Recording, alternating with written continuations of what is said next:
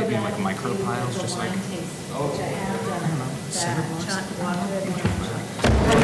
Staff, we ready? that's where I'm at. Wait, we have 6. 706.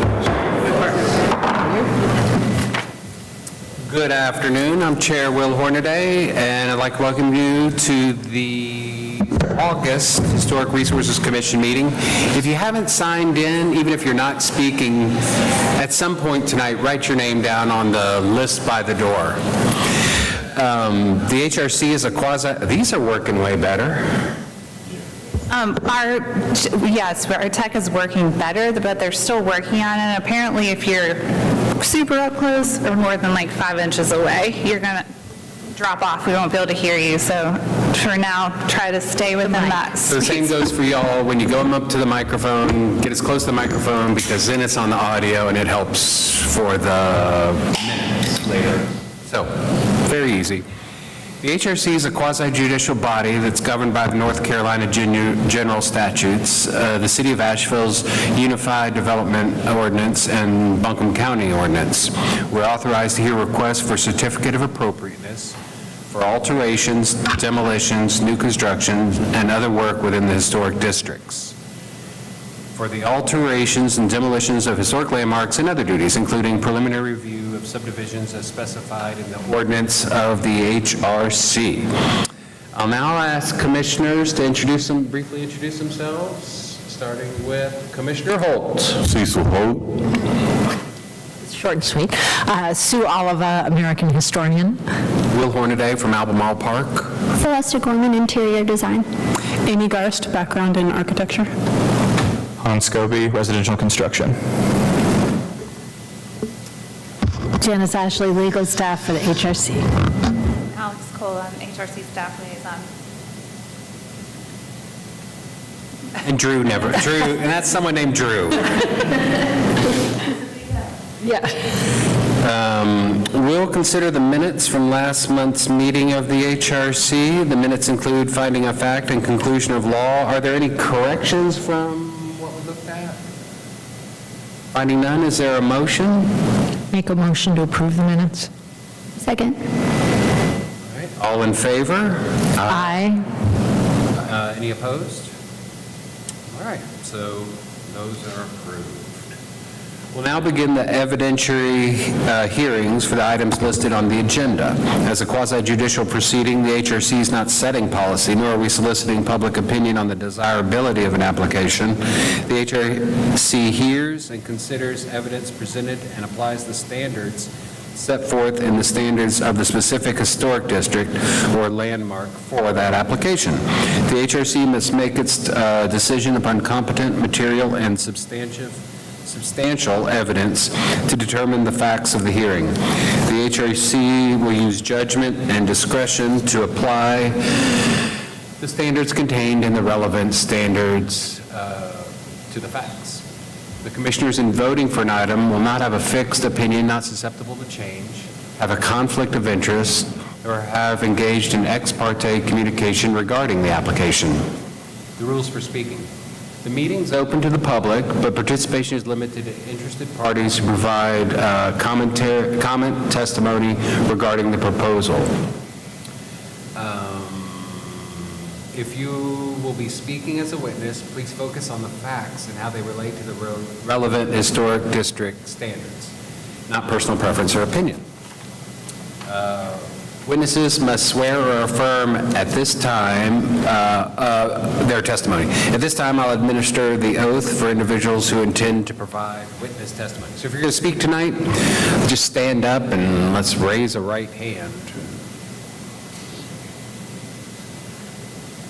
Are you going to speak tonight? Yeah, raise that right hand. Do you solemnly swear or affirm that the information you present during the hearing for a certificate of appropriateness or preliminary subdivision approval before the Historic Resources Commission shall be the truth, the whole truth, and nothing but the truth? I do. All right, thanks. Y'all can sit down. Now we're going to, staff is going to start our first public hearing. And if you came in, be sure to sign in on the list over there. Thank you. Thank you, Chair Hornaday and members of the commission. This is going to be the third awkward meeting where I'm pretending to be a shorter person than I am. So the first item on our public hearing agenda is 26 Grindstaff Drive. This application is for new construction of a new primary structure and an accessory structure. Just to orient you to where we are, we're in this little kind of northwest corner of St. Dunstan's. Some of you who've been on the commission probably recall, but for our newer commissioners, this little section of St. Dunstan's is right on the border of the historic district and has, if you drove through there, you could tell it's been newly developed, so it kind of has its own little development pattern going on at this point that's a little bit different than, I would say, parts of St. Dunstan's is just kind of a varied neighborhood. There's a mixture of different styles of architecture. A lot of the houses are kind of up close to the street like these are. Some are close together, some are far apart. It's kind of has a lot of variation.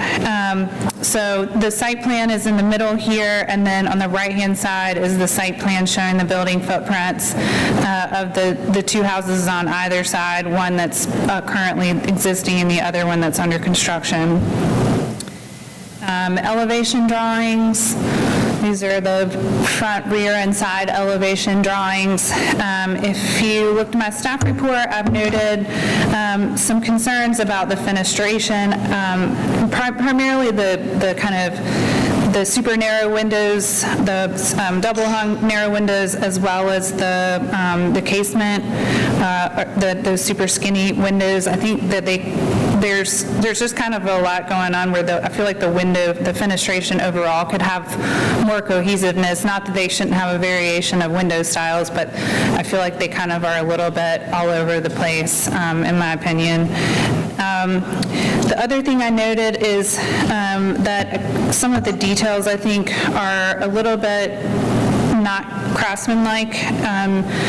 In particular, the stone foundation. I was trying to get my head around the kind of open,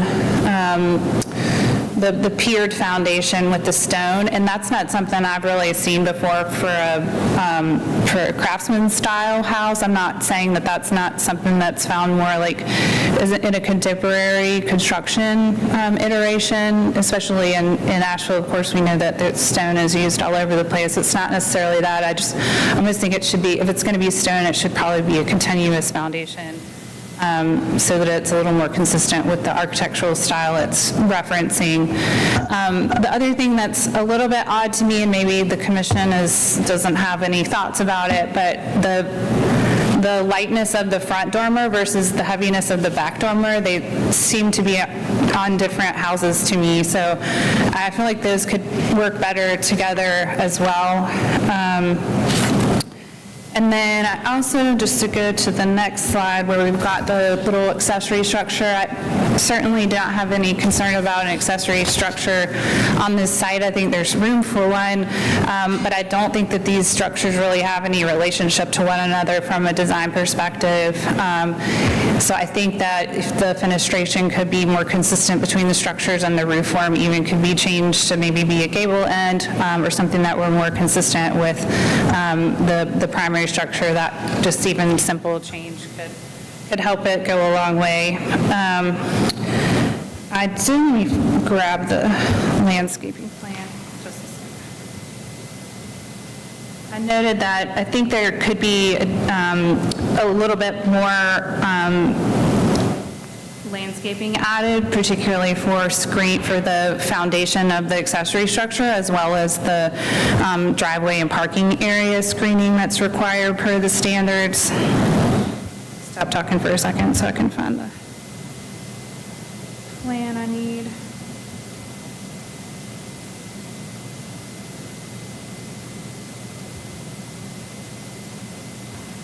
So this is the landscaping plan.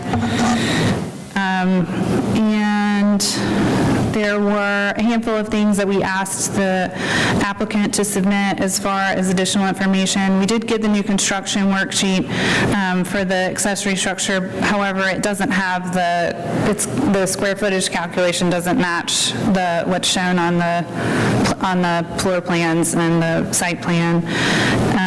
We also need the door specifications for the accessory structure, both for the garage doors and the pedestrian door. The trim material specifications, stone sample or image and intended construction method for the foundation material. We also, this might be just an oversight, but maybe there's not going to be a walkway, but a lot of times we see in these new construction plans where there's a step or a stoop going out into a yard, and they're obviously thinking probably mostly about the building at that point, not necessarily all the site features, so we just need to know, is there going to be a walkway that connects from that front entry to the driveway? Imagine there probably would be, but we just need to see that on the plan. And then we also need the mechanical unit dimensions. I think we have the specifications, but not the dimensions for it. So those are all kind of little piddly things that we can review at staff level, but just wanted to note those, that they were still outstanding to us. So, but overall, I think it's cited consistently with the other new houses on this street. Again, it's sort of developed its own little newly constructed development pattern on this little section of Grindstaff. So not noting anything like, it's not a kind of minor design change, I think, for some of these comments that I've made. Do you all have any questions for me? Any questions for staff?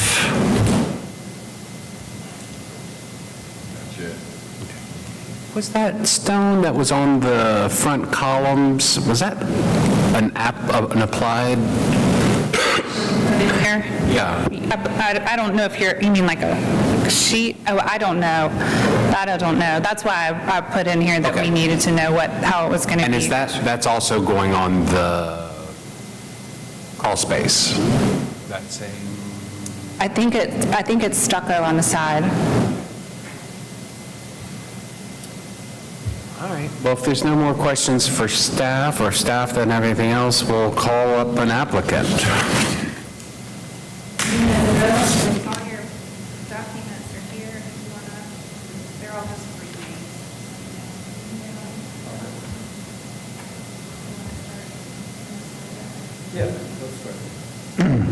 Hello, everyone. My name is Sean Verbrugge. We'll be building this home for my neighbor Molly, who doesn't live here, so I'm just kind of stepping in on behalf of her. So just to talk to a couple of the things that Alex brought up, and to answer your question, there is a specification sheet.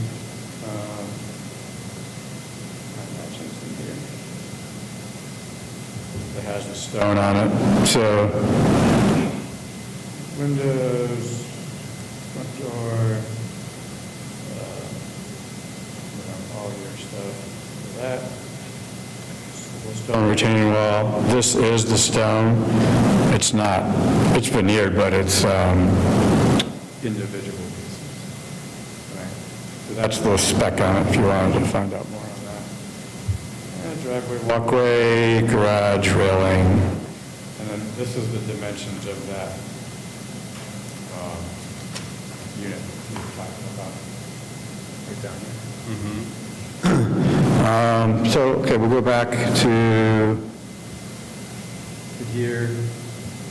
We're definitely open to suggestions on the windows. The dormer. The front dormer is the way the front dormer is because it's not a bedroom. And this is an investment property for the owner. So she was trying to get it under 2,200 square feet, I think it was, or just over 2,200 square feet. And it's priced per square foot. And so basically, I mean, we open up anything, it's going to add to the cost. And so I'd like to keep it that size, open to suggestions on the upper window. So I think staff's concern is, and correct me, Alex, is the length of one of the north-facing gable versus the south-facing gable. Is that correct? Is that they're not the same size? Yeah, I just feel like they're like out of scale with each other, and I don't know whether maybe having two dormers on the front. Let me pull up your floor plans, because that may not work. I didn't. Well, that wouldn't work just based upon the layout and everything. You could open it up a couple feet because it's not adding dramatic cost, but to match the one in the back, then I got to go back through the whole draw approval process with the bank and just. What is the difference in feet or inches? Good question. Trying to figure out how to make it bigger. Can't hardly see it.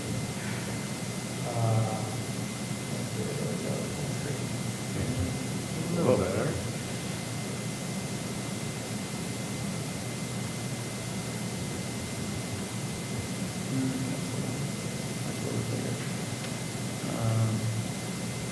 Maybe on the floor plan to the bottom.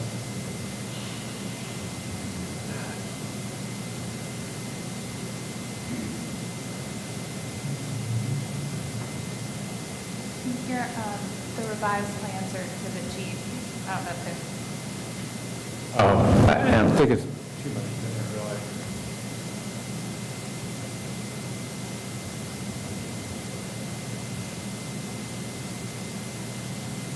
So it's 9-foot exterior on the front, and it's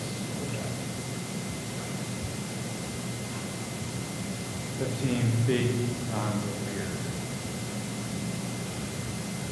And so I guess what I would do, if that's a deal breaker, if it just really makes sense, is I would squeeze the back a little bit and open up the front. and then they would have a little bit smaller bedroom. The front is literally nothing. It's just we're just going to put a bench in there for like a window seat kind of a thing. And that's the 15-foot one, not the 9. This is the 9, this is the front you're looking at here. And then the bedroom is in the back. That's the 15-foot one. That was the long, So okay. you're looking at a 6-foot difference. Yeah. Okay, we can come back. I'd like to talk about the windows just because, again, I'm open to suggestions on windows for sure. That doesn't really, We weren't set on this, we just placed windows, so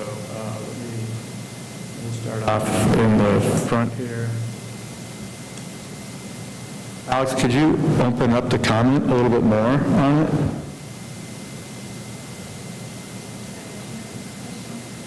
Well, you were talking about the symmetry of the windows, or?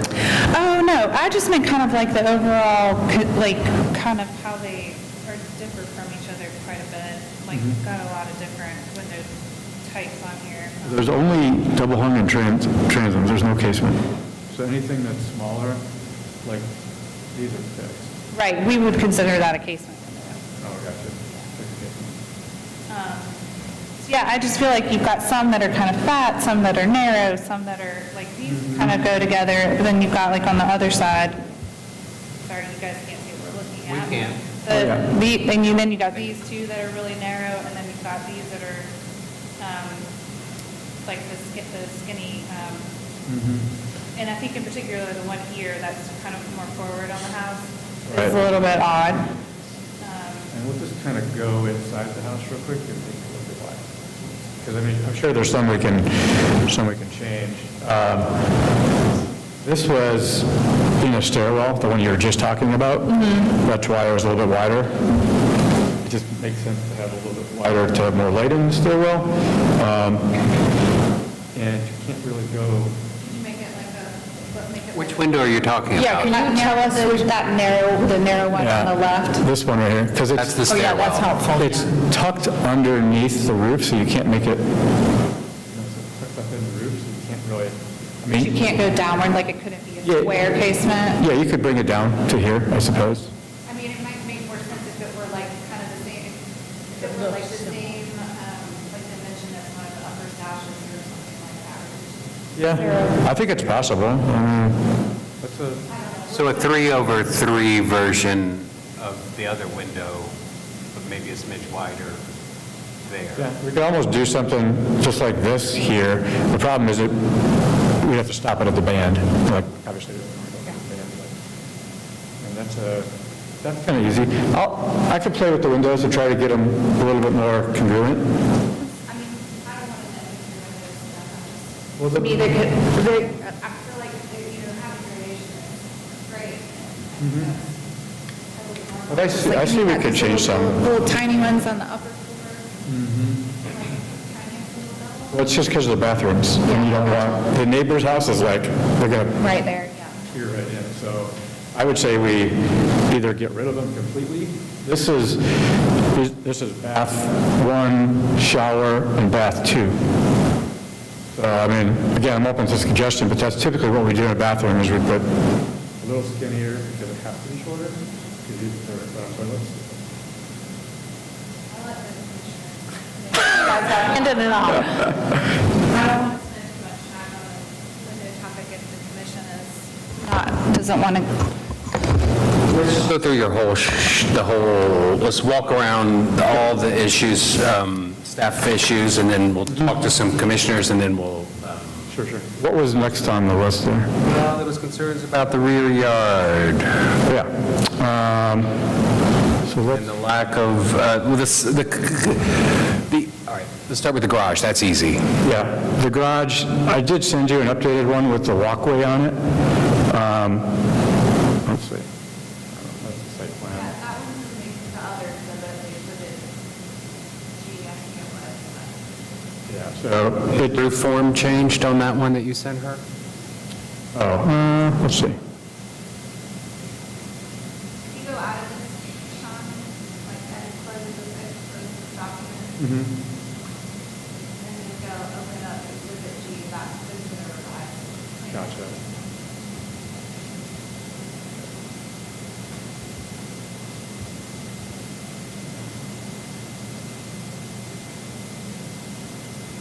Okay, so this It's just a standard hip garage. We could add a dormer to it if it seemed like it matches. Not a lot more to it. Any thoughts from anyone on? Well, where staff is raising concern is with the relation to the main house and this, how this roof form, so maybe if it weren't flattened, front and back table? yeah, Do that. would that alleviate some, I mean, I think it's a pretty simple structure, so I think it's fine. I think it was, if you had like literally good cable and at least be more consistent. You can totally do that. It'd just be a little bit more attic space, but Now, the roof, let's see what the roof is right now.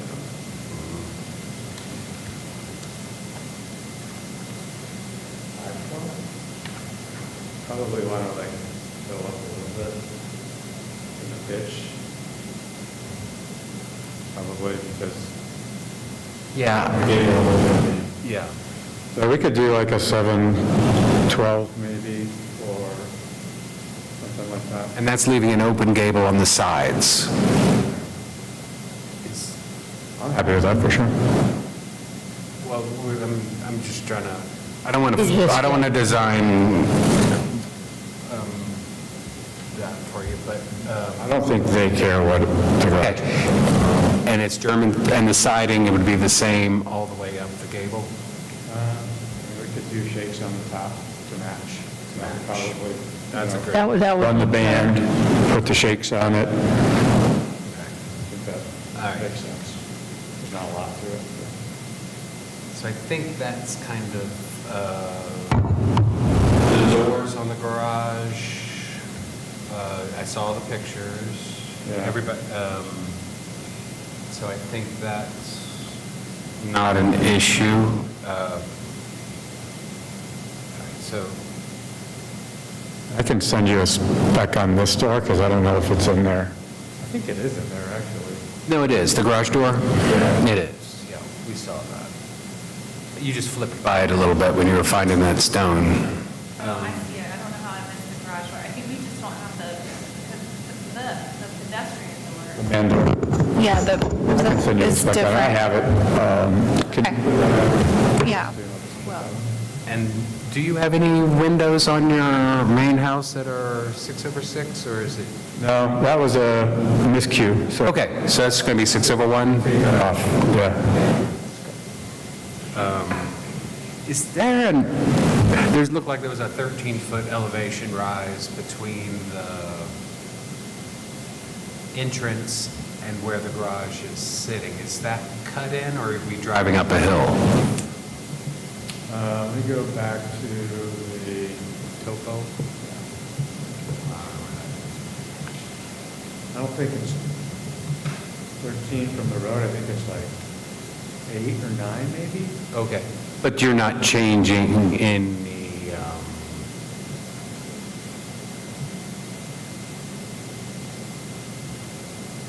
I think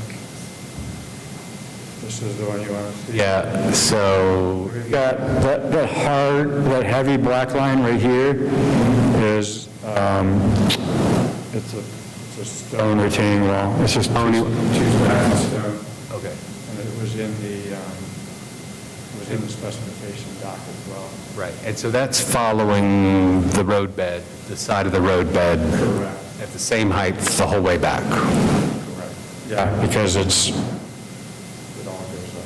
So you are cutting that 2 feet down to sort of be smooth, flat, smooth, okay. right now it's like this, so we're just going to cut it. Yeah. And then This right here, like, we weren't planning on, we could add some landscaping here, but there's a big tree here, as you can see, and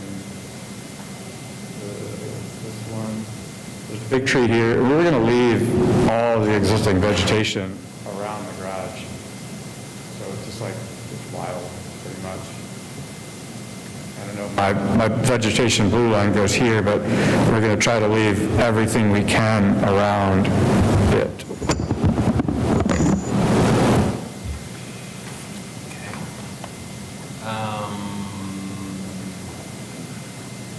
So those were the major things that came from staff, and then some of the, providing some information, some of which we have now. Commissioner, there's some questions for the applicant? Maybe we can start with the windows. Maybe if we hear from some commissioners on the windows on the side of the building. So on the upstairs for those 3 windows, what are you thinking to try to make it a little more cohesive with the 3, right? There are 2 bathrooms, and then the shower's in the middle? Are you talking here? Yeah. The only thing that I think we could do is make them wider, but I don't know that, it's just not typical, but this one right here, let's find out where that one is. Oh, that's above the kitchen sink, or, Is that the kitchen sink, yeah? So we could make these fatter to match this one, and that way there'll be 3 of the same on that wall. We could lose the transom in the tub completely. if we just thought it was a sore thumb. These 2 transoms here are because this is like a TV wall, basically, right here. Could go taller, but you kind of start impeding on the living room when you do. Again, this is a tight house. Same plane as the other windows to the left? So that jog up? Totally. I don't even know why they're like that. Until you pointed it out. I didn't even And really, it might just be, Not a change of elevation in the interior. No. no. Well, Could you put that on our list and we'll change that? Because they should all be the same header height all the way around. I mean, you seem flexible to address the windows and that, because it is, to me, somewhat random, you know. Yeah, for sure. And then if we look at this one, I doubt the owners, that wasn't their request, was it? It's a spec house, right? yeah, it's kind of a spec house, so Spec house. they're not really, They're not attached to emotional. Can I see the, scroll up just a little bit? This one? Just so I can see both sides of the house. So those double hung, that bank of double hung on the first floor, 2 or 3 boards low, and then you're going to move those other 2 down 2 or 3 boards, and then go to the other side, the right elevation. And that one's touching the band. yeah, that's literally just, So that's going to drop down 2 or 3 boards. Okay. yeah, I'll make sure they're all the same. All right, so let's recap some window action here. Why don't I let you do it? Okay, yeah. So I think in the stairwell, we'll do a double hung. And this is master bathroom above a tub. So I'd like to keep that one the way it is because there's, Stairwell, that double hung window to open and close it? No. well, yeah, you could. Okay, I just didn't want to make a window that you can't get to. Yeah, no. I do think it'll look a lot better too because it'll follow the roof line down. Yeah, just, yeah. These 2 windows right here, again, line up the header heights, but Let me see where those are in the master bedroom, and so they're skinny because they need a bed in between them. And so, a couple options would be just to turn them into transoms, because you've got a window right here and a door in that room already. And so if they were transoms, they would just kind of be the same, they'd be in line with this one. In fact, we could do them, we could make all 3 of those transoms the same size. If that makes sense. Happy to do that. Wait, I'm sorry, I missed that part. How do we get to 3 transoms? Well, what I'm saying is, these 2 double hungs are skinny because there's just room for a bed in between them. Gotcha. So if we wanted to just shorten them up, turn them into transoms, there's still going to be plenty of light in the room. these windows aren't a necessity, they don't need egress or anything, so it's not like that's I don't feel like this side of the house looks odd, though. I think it's fine. Like, I think those especially, and then if we're changing the stairwell to a double hung, I don't feel like this side looks out of place. Well, I think having all these windows at the same header height, Yeah, I mean, they're the same yeah. height as well. So Commissioner Gorman is liking the right elevation with the addition of a double hung on the window. And then, yeah, moving that, Is there the front window down. another opinion on the commission along that right elevation? All right, left elevation. that's the right.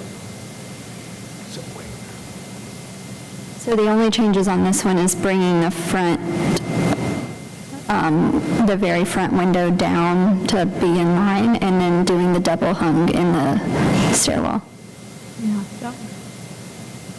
Yes. Yeah, that would make a nice line across. Is there, there's 3 materials on this, 4 materials on the side of the building. You have your base that's stucco, you've got siding, you've got board and batten-ish, and then you have shingle. We did the same thing on my house, which is right next door. Okay, So it won't look out of place for the neighborhood. all right. And same thing with the other house a couple doors down. Let's look at the left elevation, unless somebody has No, that's good. That's a good suggestion. Remind us what's happening here. So what we talked about was taking these two bathroom windows, making them wider to match the kitchen window, Okay. And then obviously bring these two down to the header height. And I'd be open to replicating this window here and here if it felt like we needed to, but I'd rather keep the transoms just for privacy in the living room, really. I think those windows are, they don't bother me. It's more so the ones on the upper floor that they're little tiny double hung are just kind of odd. So we got, those are going to be the same size as the kitchen sink window below it now, Yeah. twice. Okay. I have perfect memory at this point in time. I got you. Any other commissioner comment on No, I think that's good. fenestration? All right, let's move to the porch posts, foundation material, and the stone material. So the porch post with the, we call it lattice in between, this is happening right next door at Will's house that you guys just approved a few months ago. So this is the same exact look as already being done next door. And the only difference is he only has it on one side, because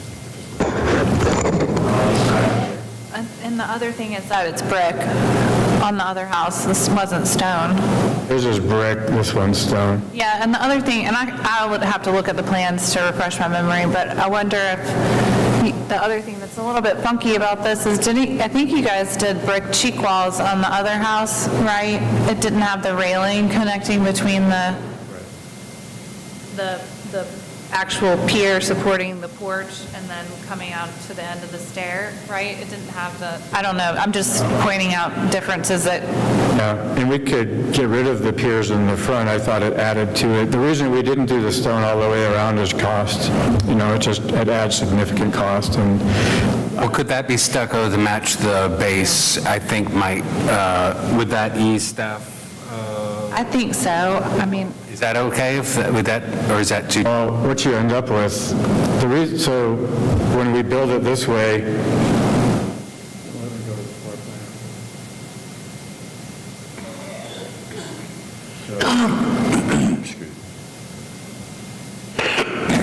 right now, this is the way it looks, right, looking down. So our foundation wall is going to be back here, and then we'll have footings under each column.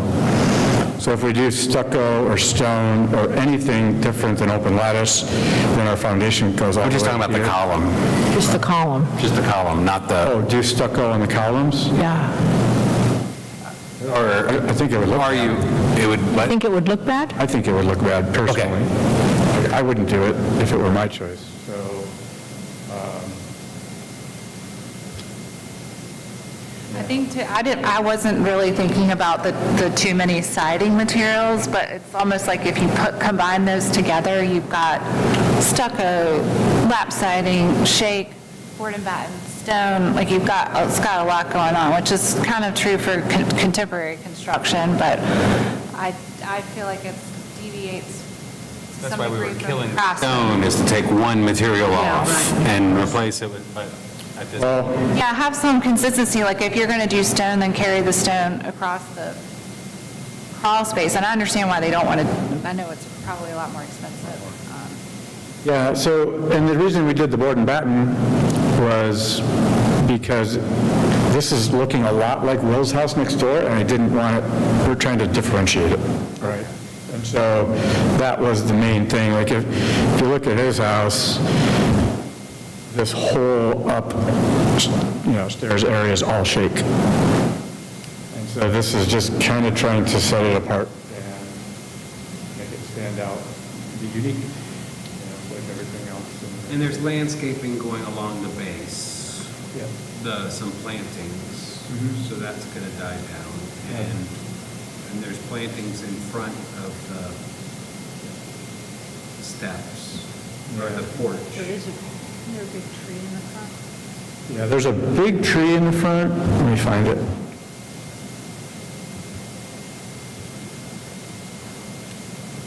Couple trees, yeah. Yeah. So you got like oak, you got a hemlock here, you got a cedar here, and then the plantings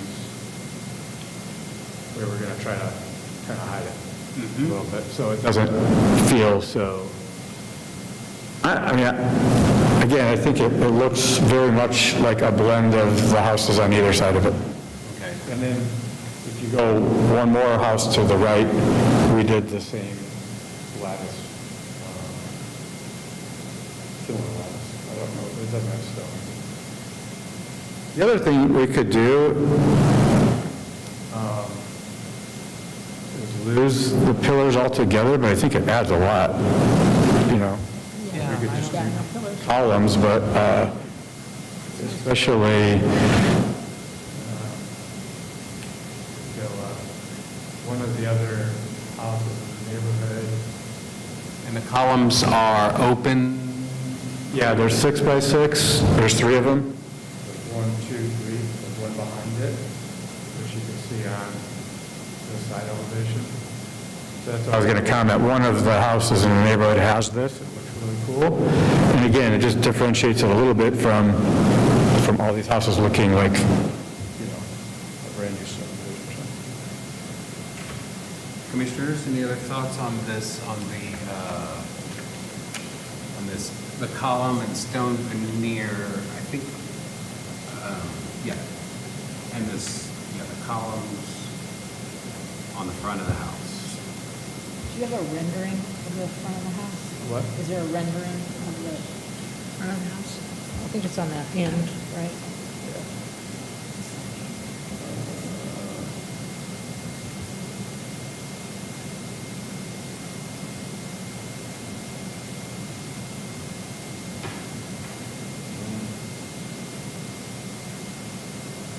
This is basically, this is the house. With all the different. But you're going to leave the stone natural, you're not painting it. Yeah, no, this is not a very good representation of the stone, but this is the best I could do.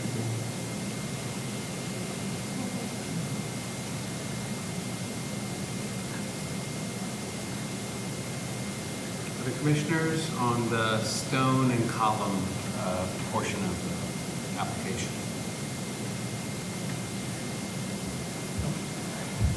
So there's not, stucco you think would look bad, right? That's what You don't see it on columns. unless they're round and painted, for- yeah. Maybe on something really modern you would, but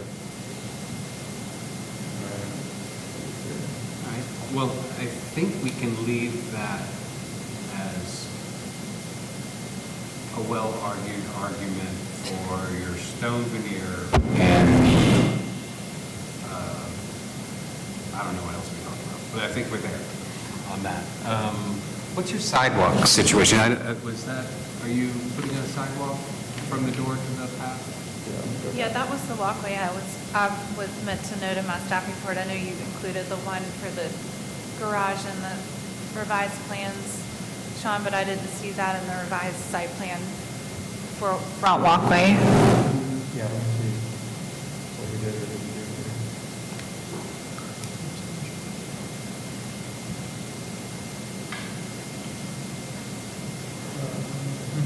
Is it going to be planted stone?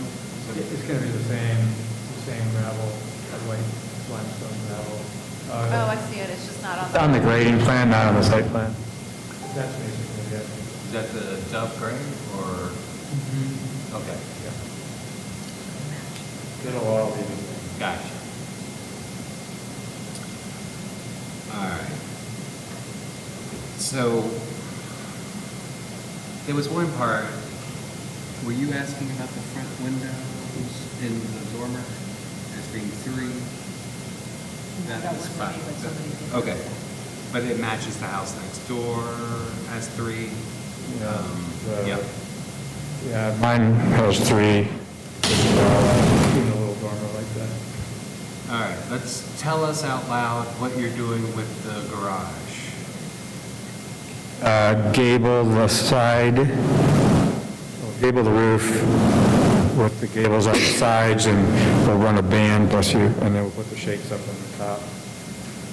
Shakes got expensive. I could get some air ripped off the side of the shingles on our house. Yeah, it's larva. But I didn't know how expensive shakes had gotten. It's bad. Use them sparingly. And then we'll change that window, get rid of the grills on the bottom side. Okay.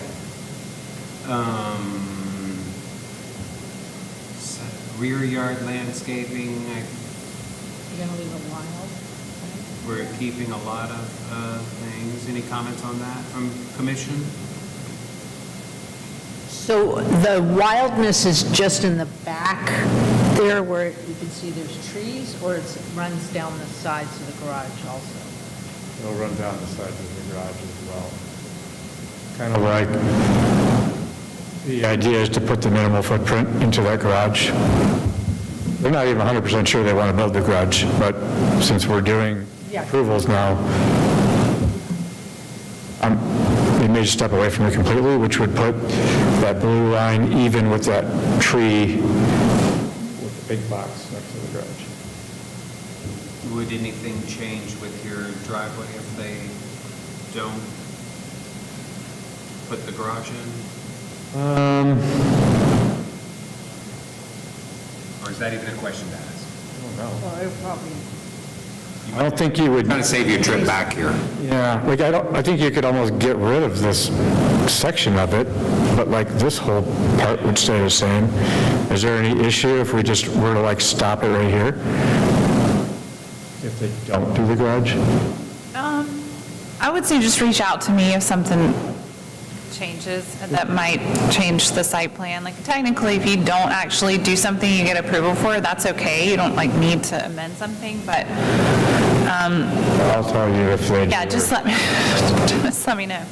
That way we can help you figure out if we do need to review it. But that probably wouldn't be something we could review at staff level if we needed like a revised site plan or something. Commissioner, is there any other questions for the applicant? We can let the applicant rest. Any other questions for the applicant? No. All right, thanks a lot. Okay, thank you guys, appreciate your time. I'm going to open the floor for public comment. Is there anybody here who'd like to speak? Hearing none, I'm going to close the floor. Commissioners, any comments on how we've addressed staff concerns or your own concerns? We've moved a lot of windows. Drew's been typing it up. It's all in here. So I think so we're kind of good with item 1, which was fenestration on both structures, and the design details on the front. Addressed it. Does anybody have any concerns? All right. Does anybody have a motion? Ready? Yep. Like to make a motion? Oh, I'm reading it? Make a motion. Sorry. Okay, here we go. Yeah, it's a long one. Chairman, based upon the evidence presented to this commission, including Exhibit A, application, 2 pages, Exhibit B, new construction worksheet, 4 pages, Exhibit C, elevation drawings, floor plans, and site plans, 9 pages, Exhibit D, material specifications, 3 pages, Exhibit E, trustee document, Exhibit F, streetscape rendering, received 6/4/25. Exhibit G, revised plans, 10 pages, received 7/21/25. Exhibit H, additional material specifications, 7 pages, received 7/21/25. Exhibit I, accessory structure, new construction worksheet, 4 pages, received 7/21/25. And Exhibit J, and the Commission's actual inspection and review of the property by all members. I move that this commission approve the certificate of appropriateness based on the following: that the application is for construction of a 1.5-story, 2,224 square foot primary structure with stone veneer and smooth stucco foundation, smooth LP fiber cement smart siding with 6-inch reveal, fiber cement board and batten siding, wood shake siding and timberline HDZ asphalt shingle roof and weathered wood color. Windows will be Sierra Pacific H3 aluminum clad, is it 6/1 still? 4/1?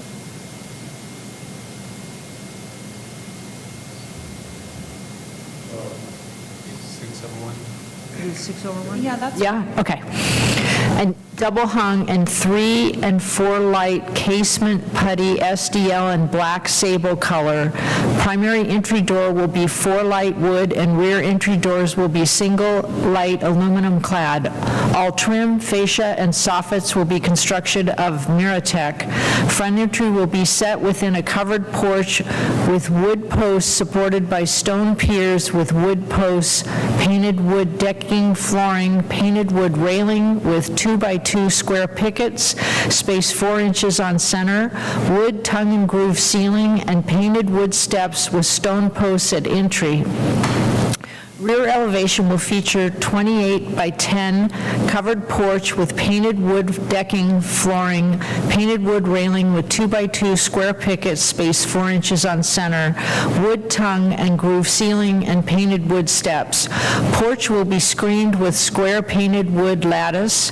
Construction of a 1-story, 460 square foot accessory structure with smooth LP fiber cement smart siding with 6-inch reveal and timberline HDZ asphalt shingle roof and weathered wood color. Window will be Sierra Pacific H3 aluminum clad 9/9 double hung in black sable color. Entry door will be 3 light material TBD. Garage doors will be 8 light transom over panel. No mature trees will be removed to accommodate construction.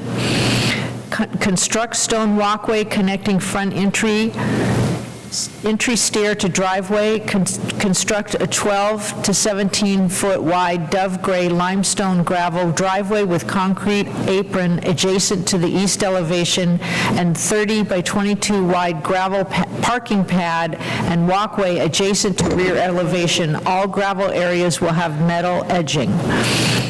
Construction of 24-inch tall stacked boulder retaining wall along east side of driveway. Installation mechanical units screened with plantings adjacent to west elevation. Foundation plantings will be installed. Ground cover must be established within 15 days of completion of construction, and the remainder of the landscaping must be installed within 3 years. If archaeological resources are discovered during site work, work will cease until city staff have been notified and have inspected the site. All work will be completed in accordance with approved and attached drawings and plans. All permits, variances, or approvals as required by law must be obtained before work may commence. 2, that the standards for new construction, primary structures found on pages 84, 85, garages and accessory structures on pages 28 and 29, walkways, driveways, and off-street parking on pages 44, 45, landscaping and trees on pages 34, 35, utilities and mechanical systems on pages 76 and 77, lighting on pages 36, 37, and archaeology on pages 26, 2027 in the St. Dunstan's Historic District Design Review Standards adopted September 12, 2012 were used to evaluate this request. This application does meet the design standards for the following reasons. A, new primary structure is sited so that it is similar to the historic pattern in terms of orientation, setback, retention of green space, and spacing between structures. B, new primary structure is designed so that the overall character of the adjacent streetscape and building site is maintained. C, grading will be minimized and significant site features, including trees greater than 6 inches DBH and known archaeological features, will be protected from damage during or as a result of construction. D, new primary structure is designed to be compatible in height, roof form, scale, massing, footprint, material, detail, fenestration, and proportion with surrounding buildings. E, new primary structure is designed to be compatible but differentiated from historic buildings in the district. F, detailing on new structure is consistent with its overall scheme and design. G, materials and finishes are compatible in composition, texture, pattern, detail, and color to historic materials found in the district. H, doors and windows are compatible in materials, proportion, subdivision, pattern, and detail with those of surrounding historic buildings. I, proportion of new garages and accessory structure is compatible with the proportion of the main house. J, new accessory structure incorporates traditional roof forms, materials, and details compatible with the main building. K, new accessory structure is located in the rear yard and in a traditional relationship to the main building. L, new driveway and off-street parking are compatible with the site and district in terms of dimension, configuration, materials, color, and texture. M, protective fencing will be installed around critical root zones of existing mature trees. N, trees to be removed will be replaced with same or similar species from the St. Dunstan's recommended species list. O, mechanical unit will be located on the rear elevation and screened with plantings. 4, that the action and improvements proposed in the application before us for a certificate of appropriateness are congruous with the special historic character of the St. Dunstan's Historic District. Second. All in favor? Aye. Any opposed? The motion Is not carried. Based upon the foregoing findings and for the reasons set forth therein, I move that a certificate of appropriateness be issued with the following conditions. 1, revised primary and accessory structure elevation drawings will be submitted for staff review and approval. 2, revised site plan will be submitted for staff review and approval. 3, revised new construction worksheet for accessory structure with corrected square footage will be submitted for staff review and approval. Second. All in favor? Aye. Aye. Any opposed? All right, that passes. Thank you very Thanks, much Sean. for coming in.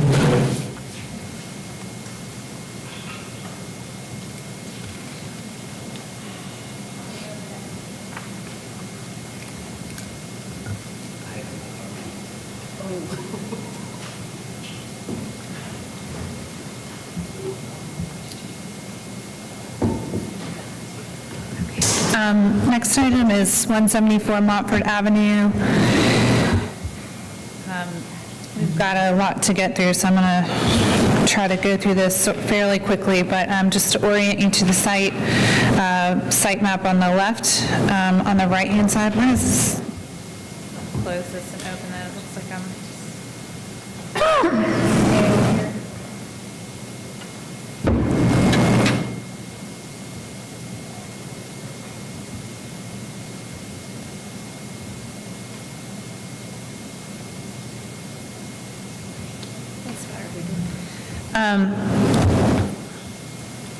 So just a photo of the front elevation on the right-hand side.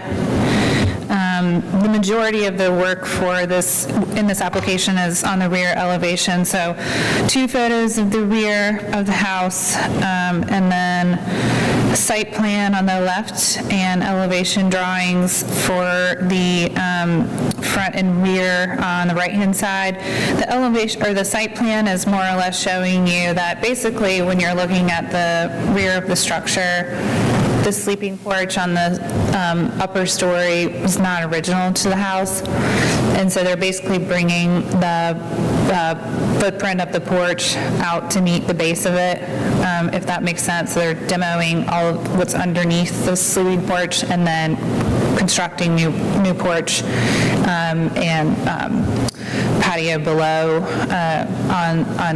in basically the same footprint. It's just going to come out a little bit farther than what's there now.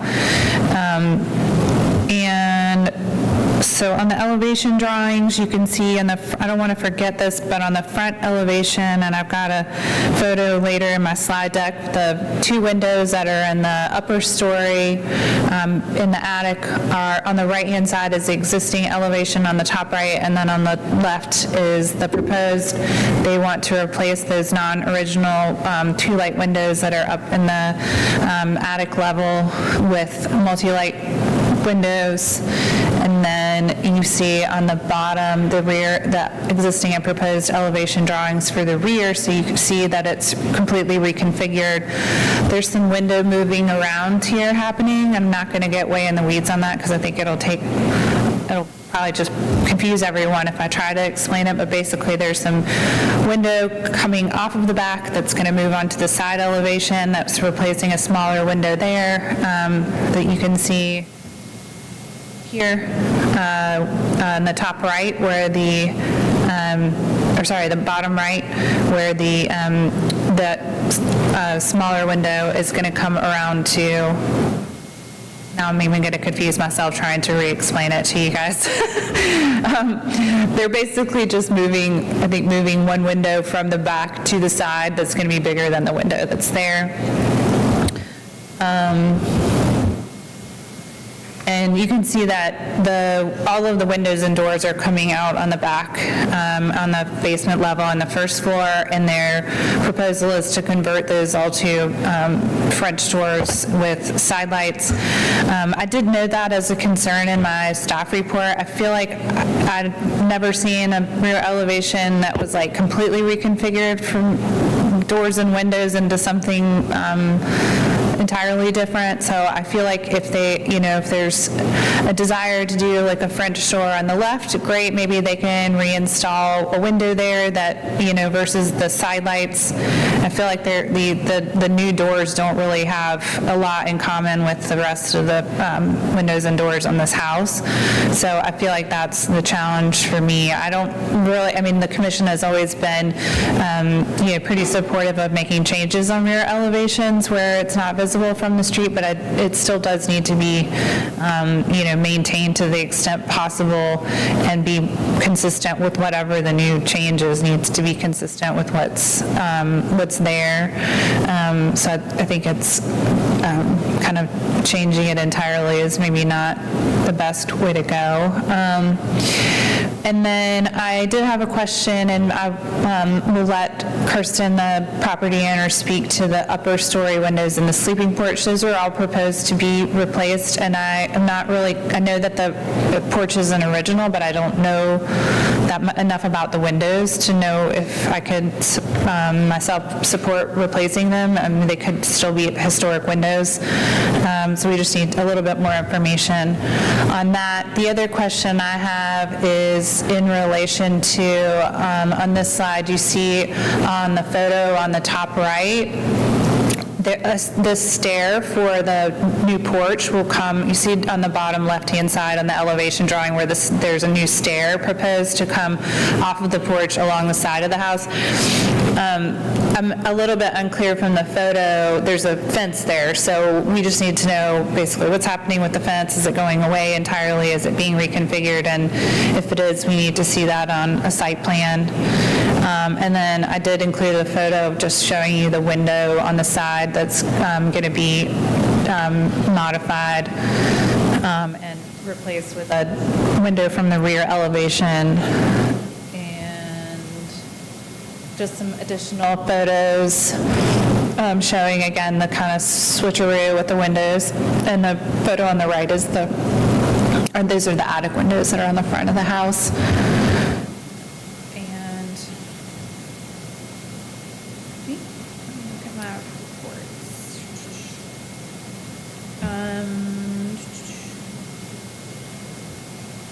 I think we just need the storm window. They are replacing storm windows, which is fine. We just need the specifications for the storm windows, the dimensions for the patio. There will be a new flagstone patio beneath the porch. And then we just need the information of clarification on what's happening with the fence, where the stair will go. Any questions for staff? I had a quick question. Is the chimney removal part of this? Yes, sorry. And I didn't look when I was there if it was even noticeable, so I'm kind of flying blind on that. I am a fan of chimneys, so I don't usually take them lightly when they're proposed for removal, regardless of where they are, but this one is definitely a secondary chimney that's not visible from the front, so I thank you for reminding me. I didn't note it because it is a minor part of the application, but All right, well, if there's no other questions for staff, let's call up the applicant to talk to us. And I want to thank the applicant for a very clear application with lots of pictures and lots of description. You did a great job. Obviously, my slides are here, and your documents are all here, but they've been relabeled by us. Just if you need to drive, you tell me, start there, and you're going to go to the elevation drawing list. Yeah, I think maybe elevations, although it's a little harder to want to do this, maybe. Yeah, that's whatever you want. You can go to your photo document. Okay, that would be great.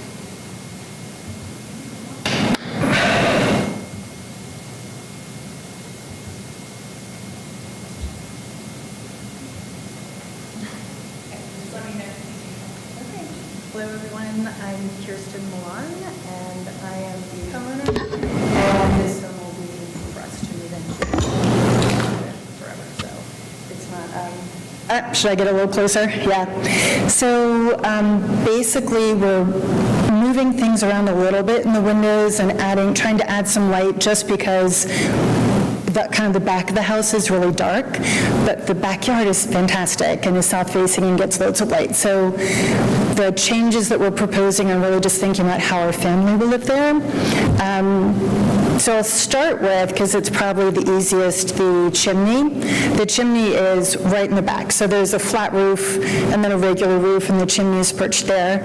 We did go through getting the permit process and a COA and kind of fix the front chimney, which is staying as is. But the back carries down through the kitchen, and we're keeping the kitchen, exactly as is. But it had, I think, an old wood stove there, and that chimney's in really bad repair and kind of breaks up all the space. So the thought was that is something we could remove and just kind of we're trying to stay exactly in the footprint as is for the home.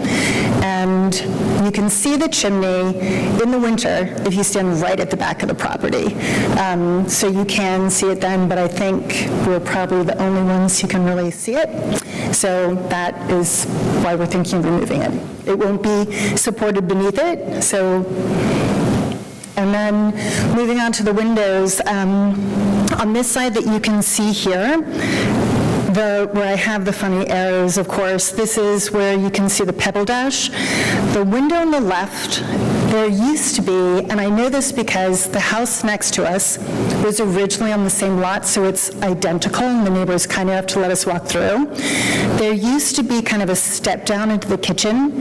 So one of the kitchen windows is shorter than the other ones and is kind of separate, and it's because it used to be above some stairs. But now what that does is it means you can't have any cabinets through there because it's right toward the back wall of the kitchen. So if we could have French doors on the side that faced the backyard, there's an original window there that is exactly the same size as this one, in the front.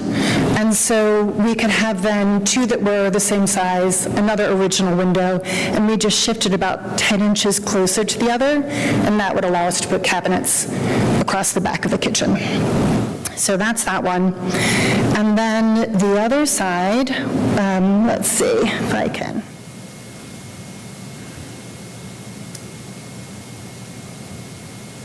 All right, Alex, I'm going to have to ask you, how do Are you I? trying to, you just need to scroll. Okay. Thank you. Okay, so actually moving to the front, these two windows, I think there was some leaking damage. You can see the chimney that we've since fixed on the left of this image, but the roof had leaked somewhere in the past. It's been fixed, but in the attic, the plaster needs to be redone, so we're actually going to put new insulation all under the roof and have new plaster. So looking at these two windows, they kind of swing out and they're not in good repair. Again, looking at the house directly next to us, which is our match, it has these little 12-pane, like 4, 4, and 4. There are two windows in the front, so we just thought this would be a good time to replace these windows and put in something that matched basically what was next door to us.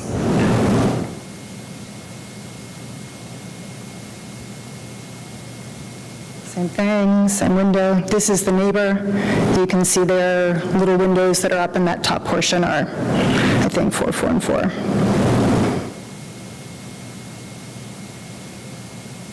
Okay, so this is at the back of the house. This back patio, I think the area that we sort of have a laundry now is not original. You can kind of tell in some of the other pictures, by what was built there, and the ceiling is different. There are extra posts that you can see that were just kind of added in. But the footer is very cracked, and the structural engineer was concerned that it's not correctly actually supporting what's above. I'm not sure. So you can see even the stairs just are propped up with 4x4s.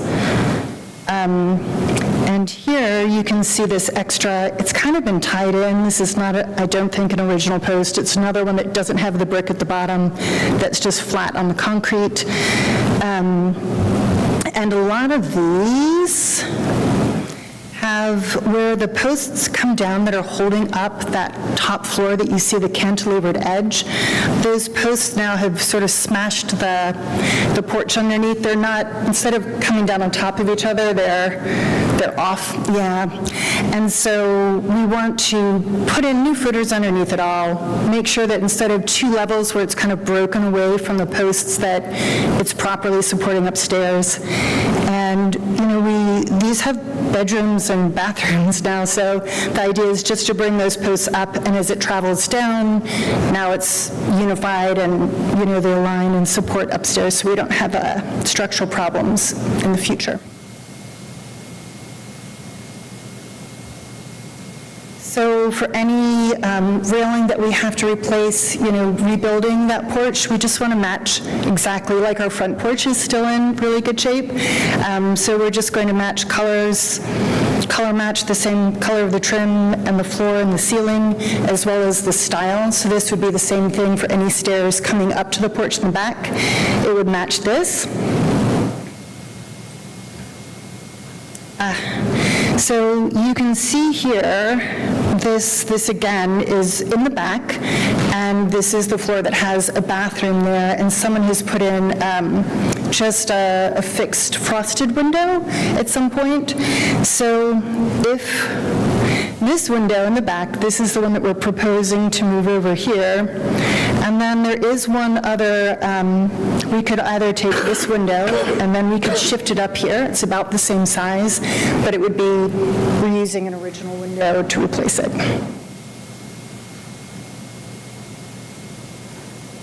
The front, other than the 2 front windows, isn't changing.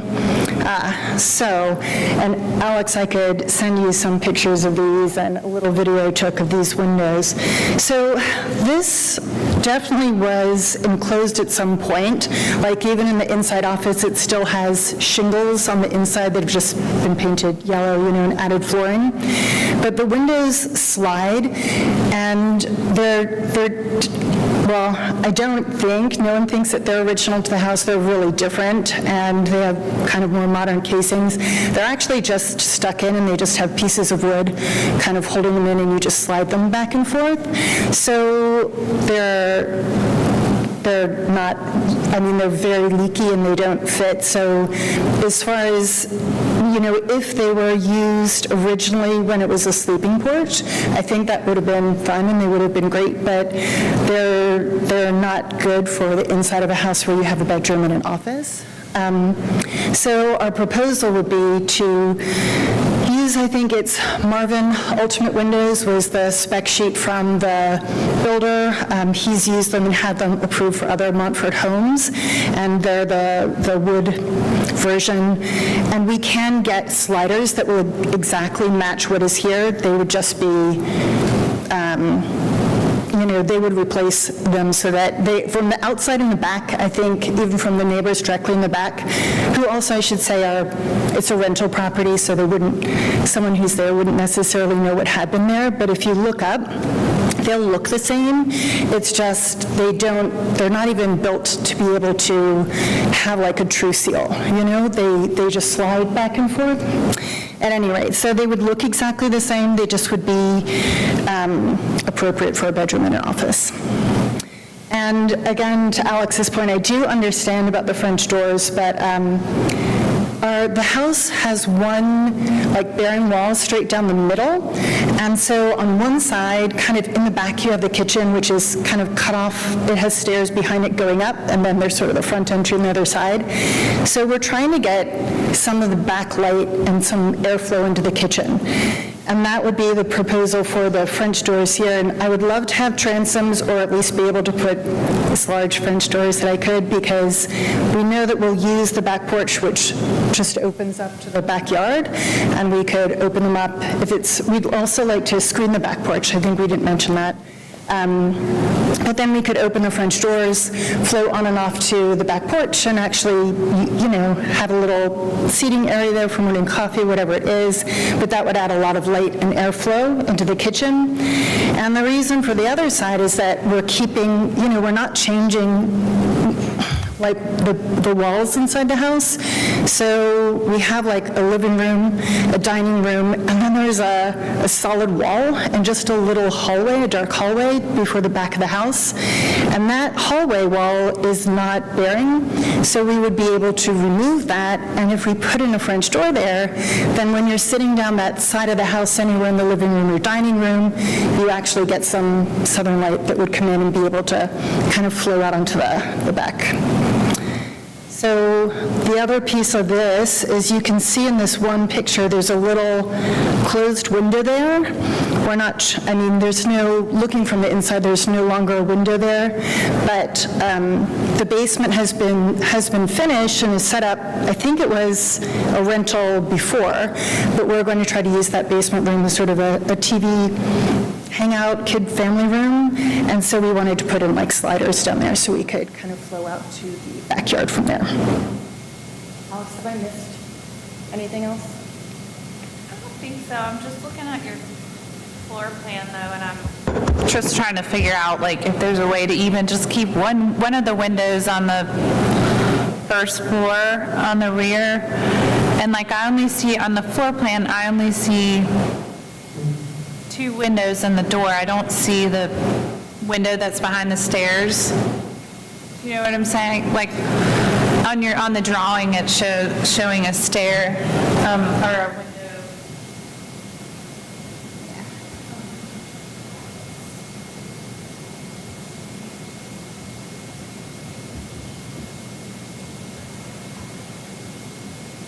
This one window? I don't see that. That on the floor plans, I'm just, I mean, if there's not a way to keep one, maybe there's not, I'm just wondering, like, because that one's not shown, and it looks like that's, is like, could you keep the one on the end? And I know that it looks like on the interior, there's a powder room, but then on the floor plan, it doesn't show this window in the powder room. So maybe it's just a The error. stucco box on the porch is what you're talking, that's Oh, going that's away. that's not recessed. Got it. So that's it. So that has a laundry that was added. We can tell from being able to see inside it that this is recent. It even has wires to, like the laundry freezes, the pipes freeze during the winter, so it has new wires through there. And right on the other side, on the house side, is a bathroom that is actually in the house original and we want to keep in its current location. That's why we wanted to put that's why that will be gone. And because we'll just take it back to the laundry, or to, sorry, not the laundry, the bathroom, and then put the only place that would still give some light and access to the dining room and living room behind it would be to the left of the bathroom, because we would keep that as is. And that's why there's no window kind of added there for the bathroom, because without the laundry unit, you would be on the porch and able to just look in. But we are keeping the window on the other side of the laundry, so. Yeah. And thank you,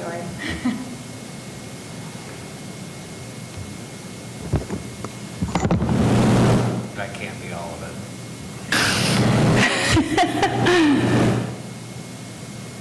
Is that all of it? Are you sure? I think so. Most of the work is on the inside, insulation and wiring and floors, but. All right, so commissioners, let's bite this off into little bites. Upstairs windows being 6/6 in the attic space. Is there, replacing to match the nearby house that's a similar style? Is there comments on that from the commission? There aren't original windows in their replacement, small contemporary attic windows. Yeah. So I'm not hearing much concern on that. No. Removal of the chimney Fine. I'm not hearing any concern. All right. The window that is moving from the north elevation, one's going up into the second floor, and one is coming around the corner and over to the first floor. Staying in the kitchen, just the other side to match the one Right. there. Exactly.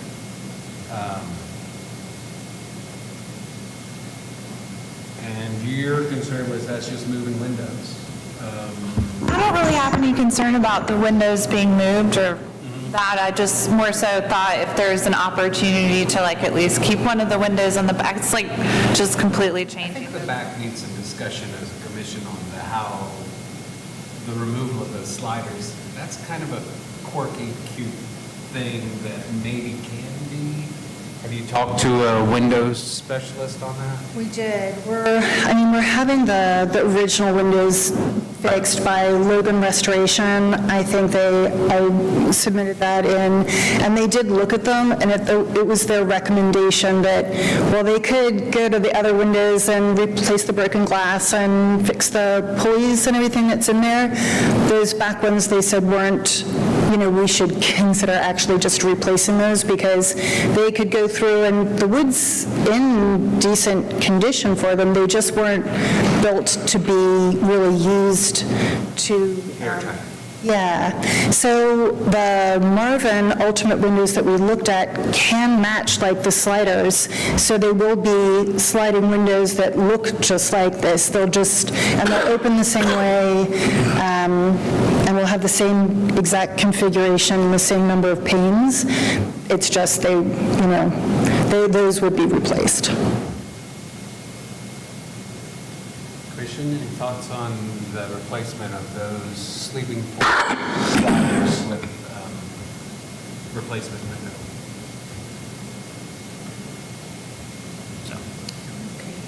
I will tell you that we also think they're really cute and quirky. I mean, we Yeah. did a fair bit of research to find something that would look exact, and even be used the same way, because they're really pretty. Are there storms on those windows?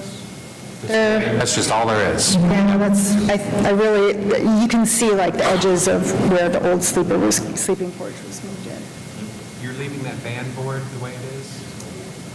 I would like to, I mean, right now, we were planning on leaving it just because I think stage 2, probably to go around the outside, we know it needs new gutters, and we might want to repaint and fix it up on the outside, but we kind of need to focus on the inside now. If you said to me, hey, we'd love you to replace the band board and put shingles on that in this go-around, that would be completely fine. We were just limiting somewhat of what we're doing outside. I think that's just sort of a ghost of what was there before. Yeah. As one room and an open porch. Yeah. Version of that. In a previous iteration. So if you're not messing with it, let's not talk about it. Okay. So the replacement of the sleeping porch windows is with sliders. With the slider.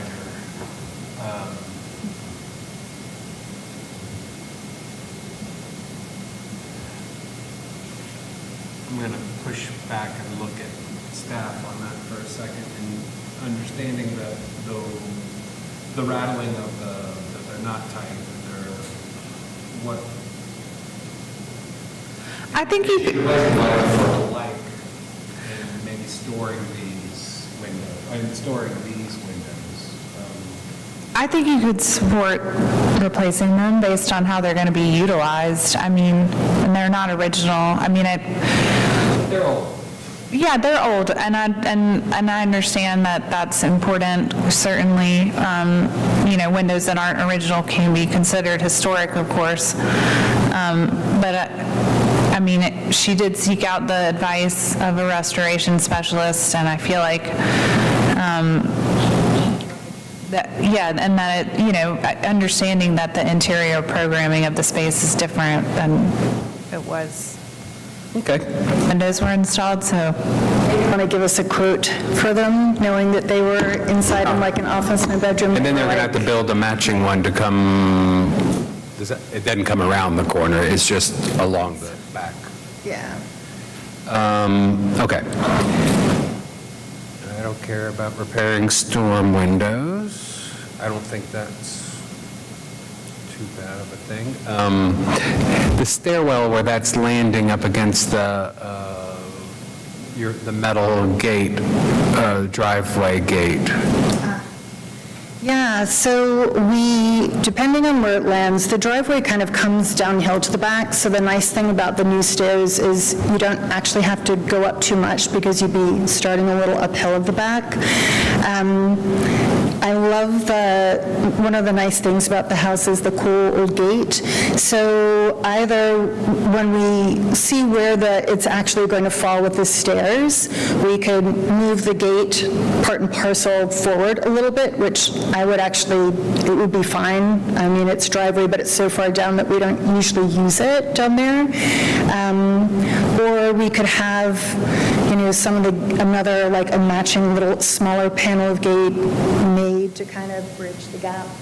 I'd love suggestions on that. I hadn't really thought about that. My main thought was just to keep the metal gate like intact and maybe move it forward if we could. Yeah, and I guess I didn't see it on the designs, and I don't think the designer approached this, but, under the stairs, we could put like the wood grid work. I guess I've seen that. Our neighbors have that. If you wanted what? something, I like missed that there's word. wood panels of like... Lattice. Yeah, the lattice, wood lattice.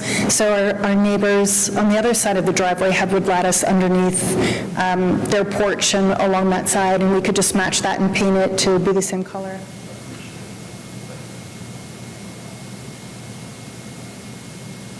But definitely the metal fence, we would want to preserve and, use it the same way as possible. Is there something you want to say you're doing for sure so that it can get approved so you don't have to come back? Okay, sure.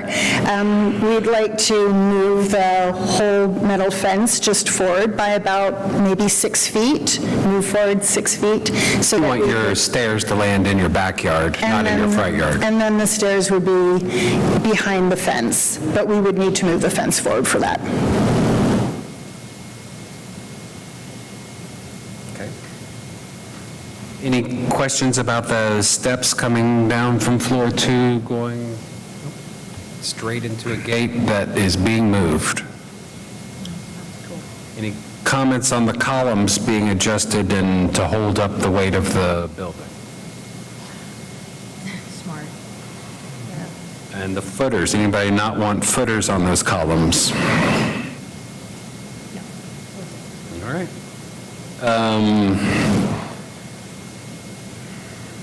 And the railing is matching the back. It's going to be taller than the front, but that's, okay. Now let's talk about those the glass walls in the back. So I hear staff's concerns where we've done people have had a needed light on the basement floor and have tried to bring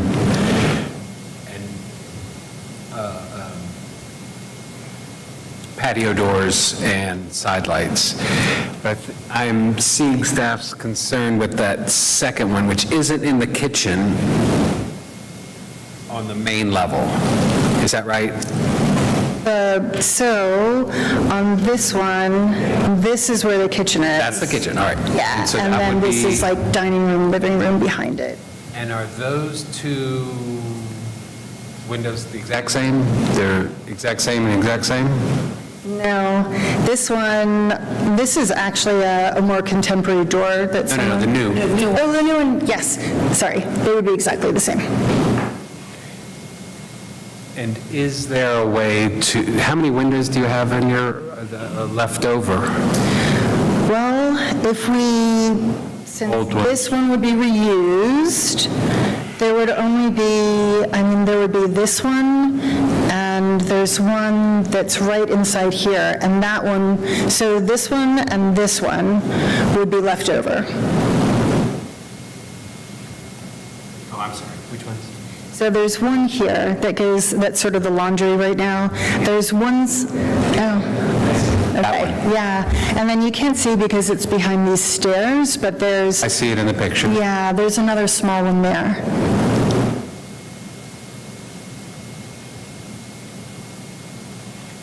But that size isn't helping you.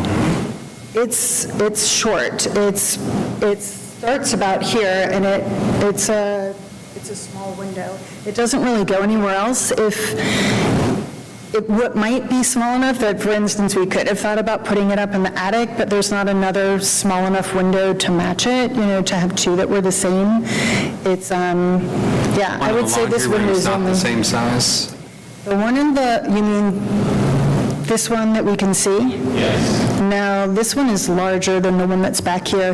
This area back here is a completely closed hallway that just goes down to what would have been the powder room. So I think they just put a small, just a small window there.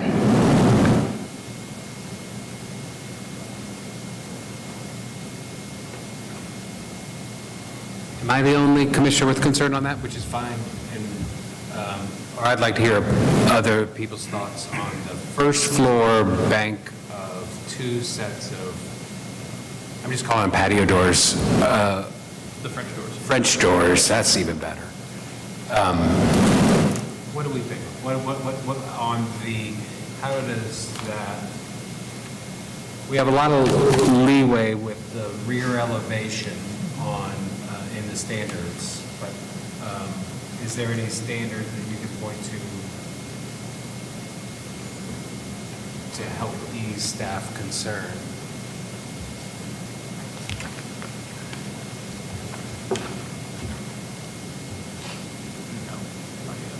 If there's one if you all have support for the doors staying, I think one thing that might help is if maybe they were single light, because I feel like that's part of what's throwing them off to me. I mean, The different light sizes?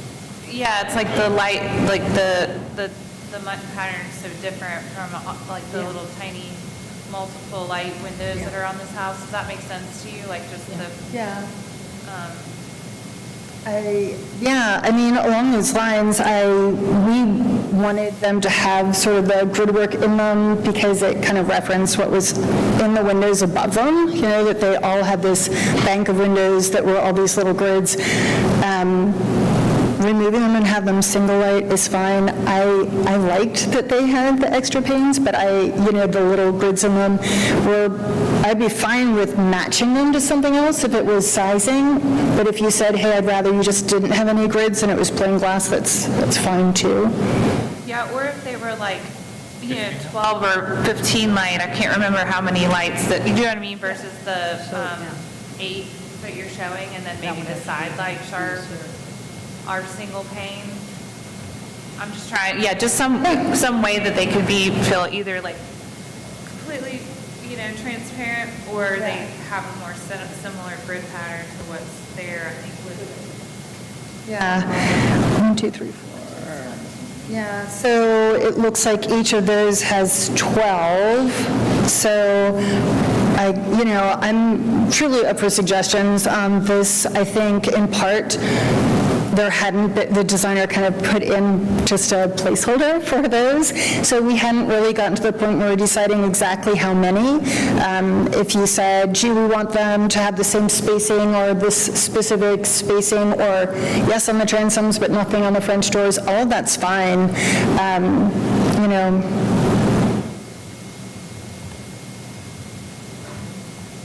Commissioners? Yeah, I would just say consistency back there or something that matches the upper level windows a little bit more. Okay. Like a single light. So you're 18 light- suggesting 18 light French doors comes to mind. But that, just something that has a lot more grids.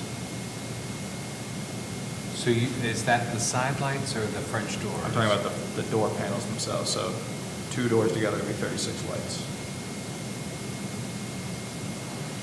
Getting a little small rectangle back there. Mimicking the third floor, second floor. So if we said the grid to match in size, the grid of the windows up there. Yeah, I mean, I need to look at the design standards a little bit closer, but that was just kind of my knee-jerk reaction to that. Because they were... I like the grid, so yeah, I would be happy if you could, come to something that had that. I'm willing to lose it if that comes to it, but if there was a way. I thought they kind of tied in, since those upper story windows had all the grids added to them, it felt like something they were trying to continue. So we were thinking if we added more windows, we should. There's going to be a screen, a dark screen, so I'm trying to think how is this going to be absorbed? Except for an architectural drawing from your backyard, you can't. I'm just trying to. It's where you're going to spend your time, and I don't want you to look at something that I wish we could have. So let us know what you're wanting to amend the application to. Okay. For those first floor French doors. Okay, so just go through and pick like ones that have a grid that matches the top ones and send you the specs for those? Is that? I think we could just write the condition to say that we'll get a revised drawings for the doors, then I'm fine looking. Staff level, yeah. Okay. Because I don't think they're not going to make a, it's not like I shop for doors all the time, but I feel like you could probably get a 12 or 15 light door that would be more consistent with the upper story windows. Are you all okay with that, or? Yes. a desk approval on that as well. Yeah. And does that alleviate concerns on the basement level? Is that screened too? No, the basement level isn't screened, so we're thinking of sliders there so that we could have just a screen door that we pull over. It's just the same thing again, right? Yeah, we could match the ones up above as far as the grid or... Yeah, I think the doors should match. Do you not think so, or you? No, I'm Okay. I'm just making sure. Yeah, that was the plan. The only thing is French doors up top, but sliders in the basement. okay. Have we talked about everything on your list? One more little thing, and that is, we talked about adding like flagstone on the patio after we finish it, and there's like a little low stone wall that kind of comes around the grassy area just past that. It's sort of right here, I saw it on the picture where you showed Yeah. arrows where you're moving it. and so we'd like to put flagstone in that area between the stone wall and the new patio so that it was kind of consistent, like across the whole thing, so that when we don't have just a concrete rectangle, and that it would make it a little larger so we could sit out there with like a table and chairs or something. And I just think whenever you have them, just need to know what the dimensions are, so I don't. Yeah, there's no concern. Okay. Well, is there any more questions for the applicant? I had a question because I tend to focus on other things when everybody's focusing on something else. But with the removal of the stair, was there any, I mean, currently they are functional, and I'm just thinking of emergency exit, or was that ever addressed or thought about, fire in the Yeah. part of the house that, It's a good question. So the bottom level, you can walk out to the left of the stairs that you see there. There's a door that's going to remain that kind of is a mudroom, and then we'll have the sliding doors to the right, so that level's fine. Up above, where the kind of... floor or the Yeah. top floor, what's the function in that area of the house? And Yeah, so that top floor, obviously the porch is going to have steps going out, but the top floor has currently an office and bedroom kind of back there, and where it's been enclosed in the sleeping porch. So right now, really your access is you just go down the main inside stairs and go out from there. just, Yeah. I mean, who knows? All right. Well, thank you very much. And if there's no other questions, we're going to get some public comment. Okay, thank you. Thank you. Is there anyone here to speak on 174 Montford? Seeing none, I'm going to close the floor. Commissioners, any other conversation, or is someone prepared to make a motion? Or is there questions?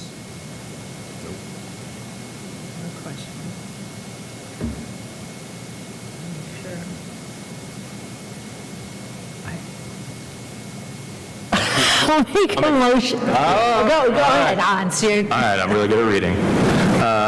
Motion to approve certificate of appropriateness. Chairman, based upon the evidence presented to this commission, including Exhibit A, application and project description, 3 pages, Exhibit B, site plans, floor plans, and elevation drawings, 5 pages, Exhibit C, material specifications, 23 pages, Exhibit D, photographs, 17 pages, Exhibit E, 1952 Sanborn Fire Insurance Map added by staff 8425. Exhibit F, additional photo added by staff 8425. Exhibit, do I read the blank? The blanks are nothing. Exhibit G, and the commission's actual inspection and review of the subject property by all members. I move the commission approve the certificate of appropriateness based on the following: that the application is for modifications to rear elevation, including demolition of existing porch and stairways beneath second story, and construction of new enclosed screened porch on first floor with open patio beneath. Porch will have wood support posts, wood flooring, and the wood railings matching front porch. New stair will extend from porch along south elevation. All new siding, trim, and other exterior materials will match existing in material, color, texture, and dimension. Modifications of multiple windows and doors on the rear elevation, including removal of 4 existing windows and 1 door. New wood Marvin Authentic divided light ADL. Multi-light French doors with multi-light side lights will be installed on the basement level. 2 new pairs of wood Marvin Ultimate ADL multi-light French doors will be with multi-light side lights will be installed on the first floor, and replacement of all existing multi-light windows on second story with new Marvin Ultimate ADL 12-light casement, all wood, true divided light windows. Replacement of 2 existing non-historic windows on front elevation with new wood Marvin Ultimate ADL 9-light casement windows. Replacement of 1 original double-hung window on north elevation with repurposed original window from rear elevation. Any original or historic windows and doors will be retained and preserved on site. Removal of existing secondary non-character defining brick chimney adjacent to the rear of the house. Removal of existing concrete pad at basement level on rear elevation, and construction of a new gray flagstone patio. All work will be completed in accordance with approved and attached drawings and plans. All permits, variances, or approvals as required by law must be obtained before work may commence. That's 2, that the standards for porches, entrances, and balconies found on page 72 and 73, windows and doors on pages 84 and 85, materials, masonry and stucco on pages 64 and 65, materials, wood on pages 66 to 37 and 37, chimneys and chimney caps on pages 58 and 59, and landscaping and trees on pages 40, 41 of the Montfort Historic District Design Review Standards adopted April 14th, 2010, and amended December 11th, 2019, were used to evaluate this request. This application does meet the design standards for the following reasons. Existing porch on rear elevation is not original. New porch will be constructed on the rear elevation with and will be compatible with the existing structures in terms of roof form, scale, details, materials, and color. B, existing original/historic windows and doors are being retained and preserved on site. New windows and doors will be on the rear elevation and compatible with the overall design of the structure. C, new storm windows will have narrow profile so that they do not obscure or damage existing windows sashes, will be painted or have a baked enamel finish, color compatible with the sash color, and will align with the meetings rails of existing double-hung windows. D, all exterior materials, including siding and trim, will match existing in design, material, dimension, color, texture, and detail. E, chimney to be removed is not a character-defining chimney. F, new patio will be in the rear yard and constructed of stone and compatible with the historic neighborhood in material and scale. 4, that the action improvements proposed in the application before us for a certificate of appropriateness are congruous with the special historic character of the Montfort Historic District. Second. Got a quick question. Alex, is that 2 windows that are being stored in all, or is it's not the ones up, the sliding ones too? Did you stipulate that? Sorry. Oh, it kind of went back and forth because they're not original, but they're old, so I don't know if, that's a lot of storage, and I don't know if that's, I don't know, what, to make it easy on the family, are they storing the second story or just those 2 windows? And I think it's just 2 windows. Maybe it's just the 2 windows, because I feel like the part of the reason why old windows are stored is so that they can be reused on the house if someone wanted to, and I'm not sure that's because they're being replaced with windows that Okay, that's all I wondered. Function the same, then maybe not. I don't know, though. It is a lot of windows. I have another question. Under 2, it says wood on pages 66 to 37. Isn't that supposed to be 66 to 67? Yeah, just want to make sure. There was a second by Commissioner Gorman. Is there, all in favor? Aye. Any opposed? Based upon the foregoing findings and for the reasons set forth therein, I move that a certificate of appropriateness be issued with the following conditions. 1, revised drawings and specifications for new doors will be submitted for staff review and approval. 2, storm window specifications will be submitted for staff review and approval. And 3, patio dimensions will be submitted to staff. Second. All in favor? Aye. Any opposed? The motion passes. Thank you very much for your application and your walking us through it. And good luck.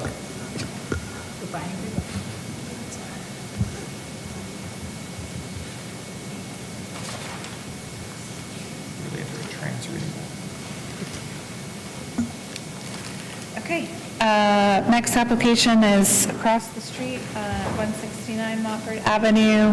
This application is for, to orient you to site map and photo of the front elevation of the house. The application is for installation of a solar panel array on the roof, and of course, the reason why it's coming to you is because the majority of the panels are on the front-facing portion of roof. You can see on the right-hand side the roof plan, and on the left-hand side is a photo with a mock-up of the panels on the house.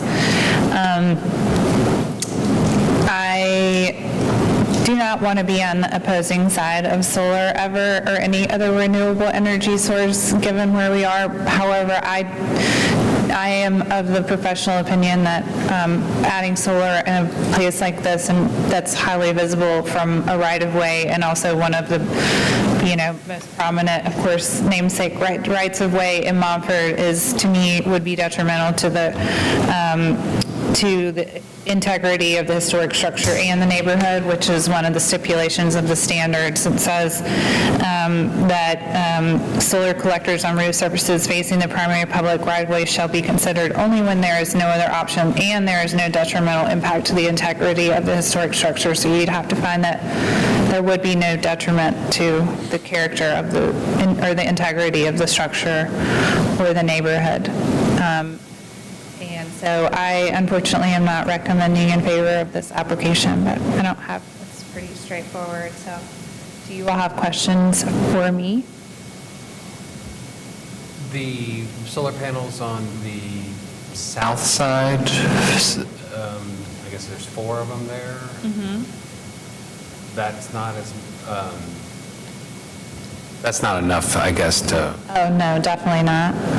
And they submitted an alternative site plan, and I mean, we see this sometimes where there's just, in order for it to be a viable project, you're kind of limited on the portions of roof where you can put them, and unfortunately for this house, well, there was actually a big tree that came down during Helene that made this a possibility for them to propose this.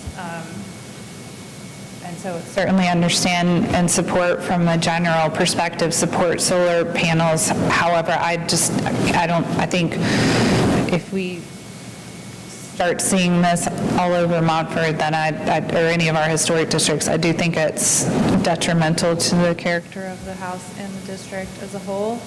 And just an FYI, North Carolina state law allows for government agencies to regulate solar collectors where they're visible from the right-of-way, so it's not just in historic districts, it can be anywhere. And this is, anytime I've asked on listserv over my career here about solar facing a street, definitely not.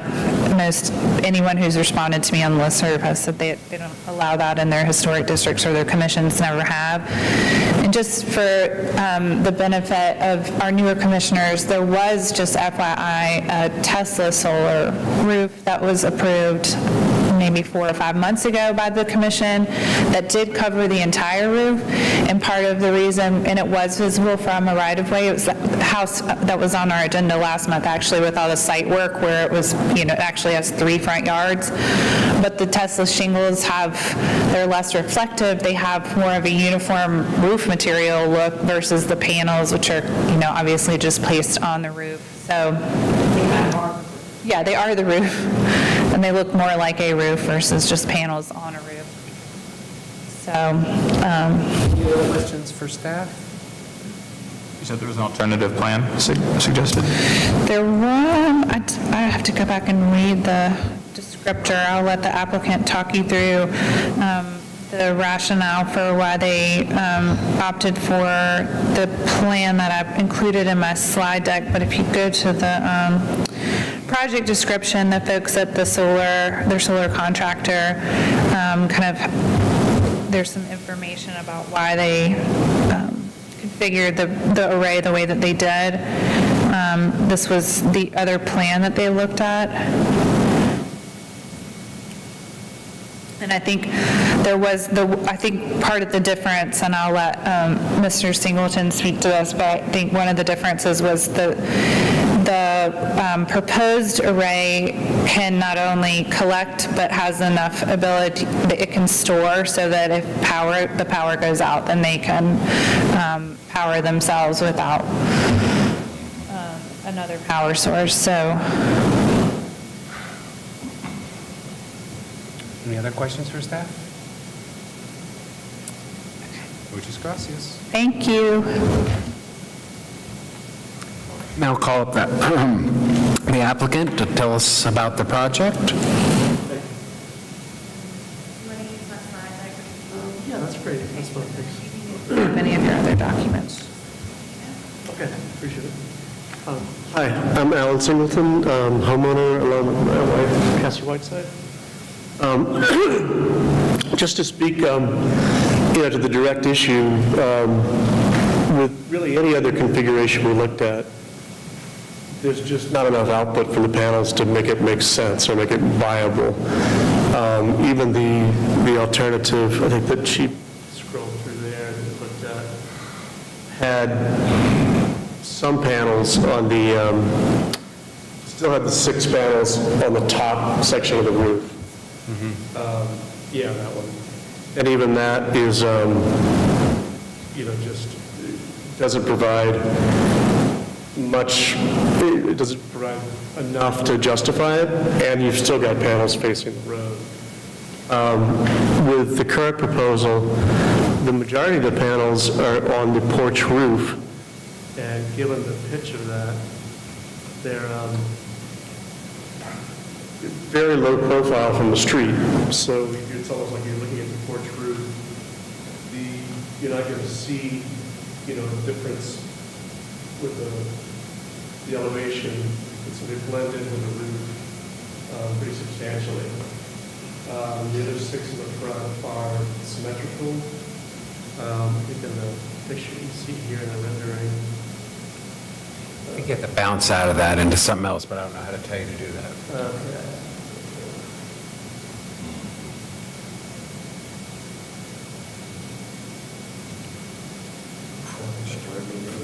Do you just click cancel? And then, click cancel. And then go up to the tab with the yellow and white box. Tippy top, Yeah, there you go, where the tab. higher. Yeah, where's your tab? Higher, very top line. Higher, higher, higher. 3 rows higher. All right, thank you. All right, great, thanks. Yeah, for this rendering, those panels on the top section that are more visible from the street are symmetrical. They're pretty symmetrical. They're exactly symmetrical, aligned with the chimneys as well. I think aesthetically, it's a nice look. And that's the street view, excuse me. That's the street view, yeah. I think the question for the committee maybe is, what would the detriment be to the historic character of the neighborhood or the home? I mean, this is a home that we care deeply about, we value the historic character of it. I don't see any detriment coming from putting panels on the roof.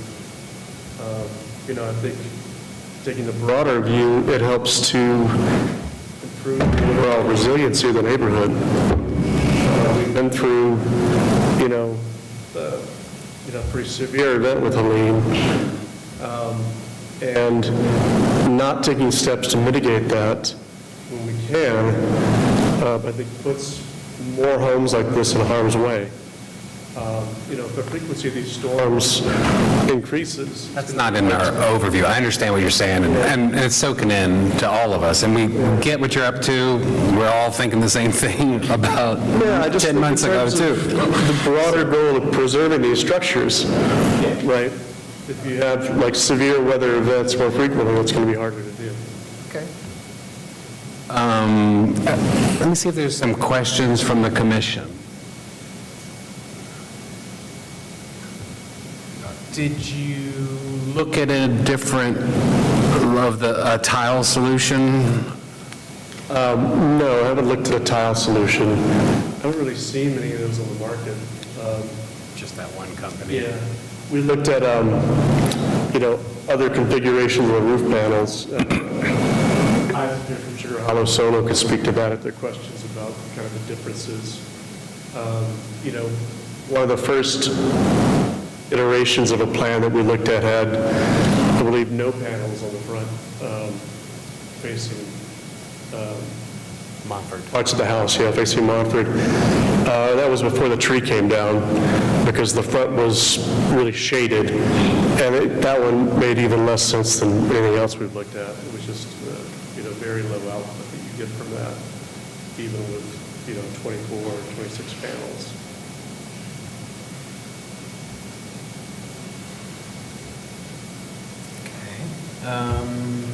So is your solar guy here? Yeah. Can you come up?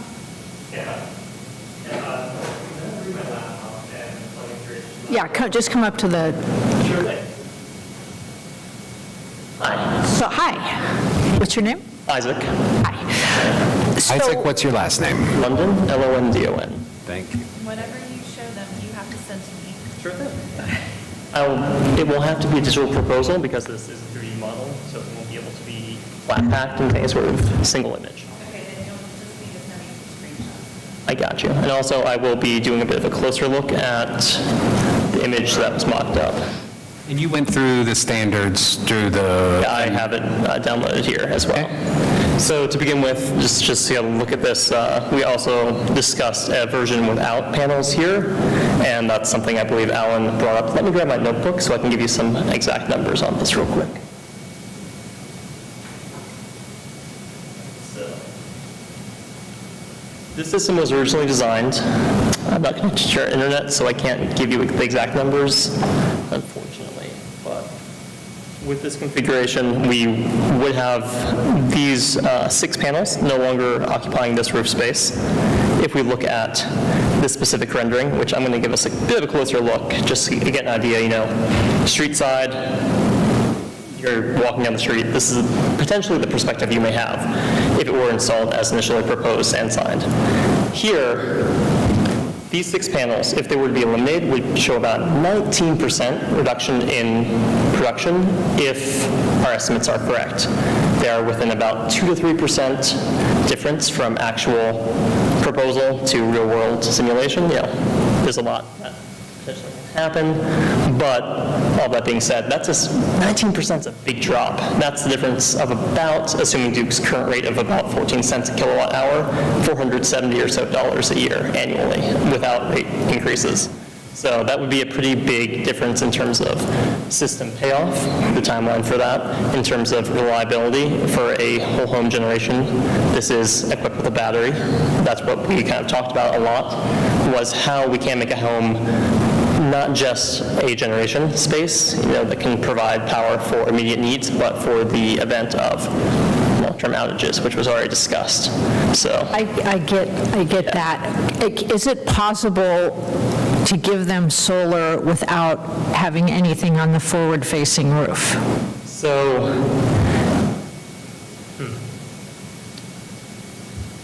let me show you all something real quick. I'm not sure if I can do this without an internet connection. I cannot. Well, I'm going to switch laptops again. I'm sorry that I just keep doing this. But when we look at the image, that is originally part of the slide deck with all the colors on the various roof faces. That is what's called a heat map, based on a very number of data points, but we're essentially looking at how much sun per square foot is hitting the roof. As we saw in this version, which I believe is this guy right here, this was the initial proposal, and if we had moved these 6 panels here to other faces, it would be very difficult to fit them in a safe manner. We do follow North American Electrical Code that requires us to have 1 foot of offset from any ridge or dormer, so that's for the safety of our installers and also for the safety of anyone occupying the roof structure. That being said, if we were to be able to fit these in, there's a big concern. You see here this purple color, purple kind of bruise-looking thing. That's very minimal amounts of potential sunlight. This yellow, this orange is a lot higher. It's what's called TSRF, which is a mix of the amount of kilowatt hours per square meter annually, plus the tilt of the roof face, TSRF. We can get into that a bit more if you all would like, but these areas typically tend to be in the 70s. When it gets to the purple, you're in like the 30s, and so production-wise, I think this design was around 46%, whereas this proposal, I believe, was 73 to 74% of energy offset, meaning that this home would be consuming around 23 to 24% of their energy use from the grid, with the rest being produced locally and or stored. So it's a pretty large difference if it's designed for a non-street facing design. Okay, so it's not possible unless you use the front-facing roof? It would be not ideal, to say the least, and in terms of the cost, it would not make a lot of sense. It would be far from ideal. Is there an accessory structure? Yes, there are. They're equally shaded. Okay, that's all I wanted. I would love to put on the back garage. Yeah. I'm just struggling. Yeah, our job is to follow the guidelines, so I totally understand and support wanting all the things you want. It's just that we have to follow the guidelines. And and the historic... So the fact that if we allow you to do it, then everybody else is going to want to do it, and there goes the historic nature of the neighborhood. And the guideline, unless the guidelines get, listen, I assume in the next few years they're going to get better and they're going to have more Tesla kind of, not Tesla, but, it'll be a new roof that's solar. Yeah, I guess that's the question I have really is that what is it about this that violates historical character to that degree? I think that the fact that it's a local historic district is supposed to preserve the look and feel of the time, the setbacks. When a new house comes in, we can push it back. You could put 3 in, and you could fit how many houses on your lot. That's the pattern of the street. And it is visible, that porch, from when you're standing on the sidewalk or driving by, and it's just other than what has been approved on the back or sides. That's just kind of because of where you are. It's not, Well, it's true that you can't put them on any building in the front facing. It's not even a historic nature thing. I mean, we'd like people when they drive through Montford to feel like they're in a historic neighborhood. And I understand your point, it's a few things on a roof, but it does change the nature of the neighborhood. Would the committee look more favorably on, removing the 6 panels on the higher part of the roof? And then you've got 13 on the porch roof, which do have dramatically less visibility than the one on the top layer. Not if they're on the front-facing part of the house.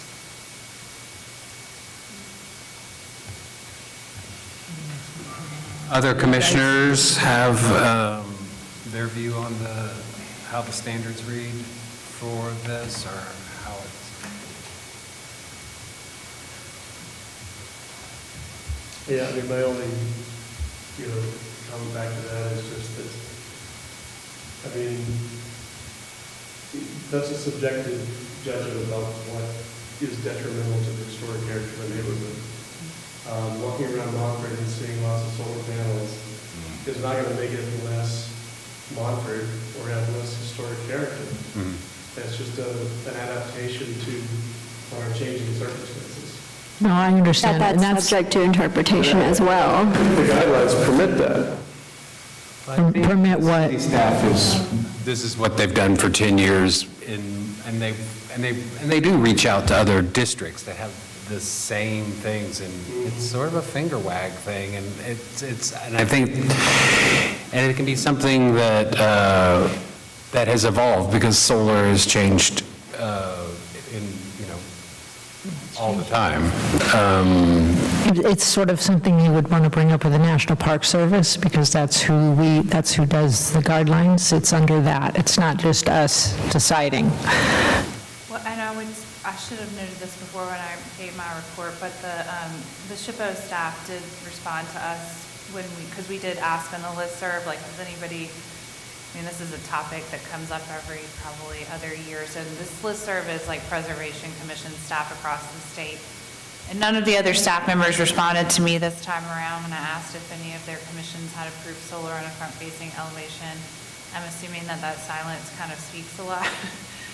It's usually the same question if anybody asks, like, has your commission approved vinyl windows? It's kind of the same crickets. But the SHPO staff did respond to us, the environmental review coordinator specifically, and they said that this is not something that they support or the Park Service supports either.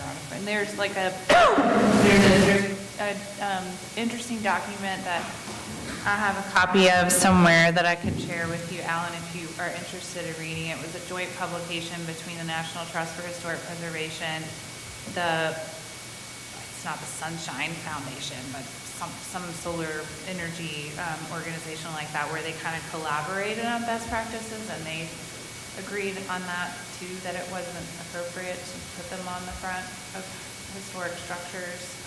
So just an FYI on that. I mean, the odd thing there is that the guidelines do have a carve-out for that, right? Why say, don't put them on the front unless it's the only possible location? Well, I think because... Why say, I mean, they should say, don't put them on the front, full stop. Yeah, I think there's some that- flexibility, and then how staff pointed out that it was saying, or detrimental to the character of the historic. Right, and that's what it hinges on. So what's the detriment? So I would just say that there are multiple houses where the commission has approved them on street-facing portions of roof, but it was because they weren't really visible and they weren't on the front. And so, in fact, there's one project that's underway right now where the commission approved them on a corner lot, but it's on the side elevation versus the front-facing, like character-defining. It's on two sides of the windows. One of those is front-facing. It's not, it's on, Corner lot, you've got two sides. But the panel It's isn't just a question of what front-facing. you think is the front. I mean, then, if you go on the porch roof, those are far less visible. Thank you. All right. Is anyone else here to speak? I can give a bit more context to the kind of question about solar panels, kind of conventional solar panels as we see them here, the kind of big silicon wafers that we see encased in glass versus the shingles, like the Tesla solar roof or other options. Dollar per square foot of those, what you're going to get, what you're spending for production, is going to be a lot higher for a lot less. And also, it's a lot more difficult to ensure that product is going to be installed properly without a good deal of collaboration between a certified roofer and an electrician. And also, there's a bit of a concern that if the roof face is damaged or that there's some sort of issue with the electronics, that disables your entire roof surface, and then it needs to be replaced by a certified roofer and electrician, adding additional cost and concern for the homeowner. We'd love to be able to offer these services, and something we used to be a Tesla solar shingle installer. The cost was exorbitant. I mean, $60,000 for an equivalent $35,000 system. It was kind of absurd, and so we just weren't able to offer that realistically for anyone who was interested. The prices have leveled out a bit, but they're still, far and again, $1 per watt. It's not there. Just to give some more context around that conversation earlier. Yeah. So, no one else for this. Now close the floor for public hearing. Commissioners, let's So did you open to public comment? Yeah. You said anybody else here to speak, but you didn't say public comment, just... Yeah, if there's any public comment, then I'm going to close it. All right. Could you read, or do we have what you were referring to as far as the verbiage? I think you just read. About the price? No, about when it's appropriate. You just read it. Oh. It's in my staff report. Yeah. Installation of solar devices on roof surfaces facing the primary public right-of-way shall be considered only when no other option is possible and there's no detrimental impact to the integrity of the historic structure and neighborhood. All work must be reversible, easily reversible.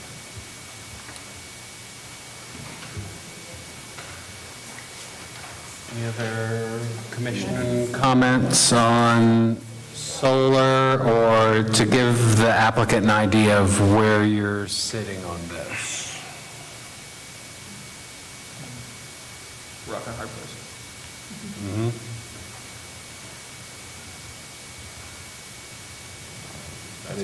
That's all I had. I mean, I wish that, like, if our hands are tied, I do agree with the sentiment that solar panels on the front of a historic structure in that area compromise it visually in a real way.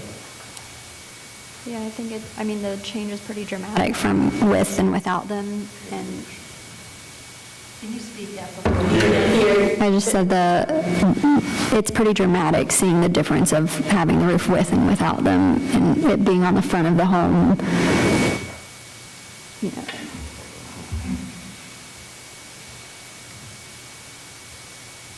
Well, is someone willing to make a motion if there's no other comment or question?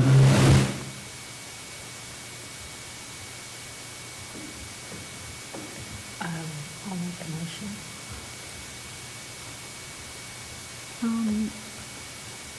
Or we want to offer them to pull their application, or where, I don't know where everyone stands. I don't think that there's an option besides the application.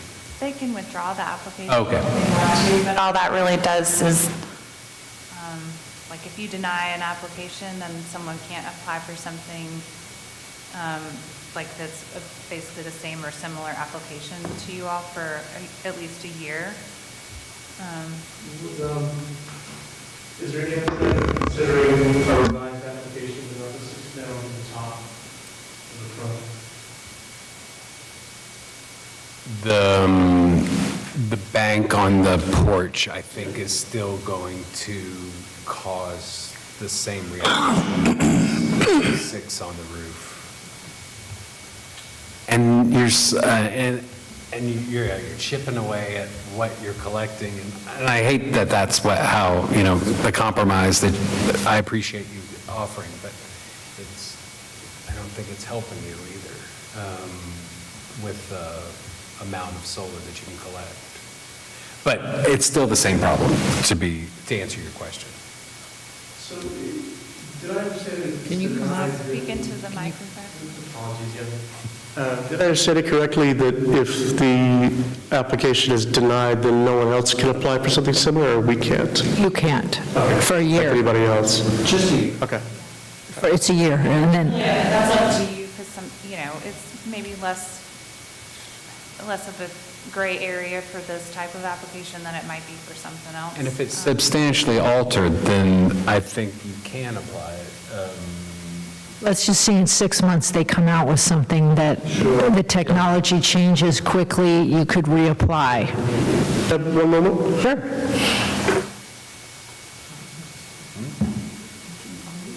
Yeah, I did. Did I withdraw the application?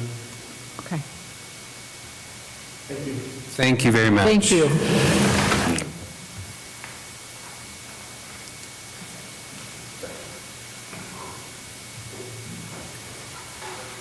There's no vote on a withdrawn application.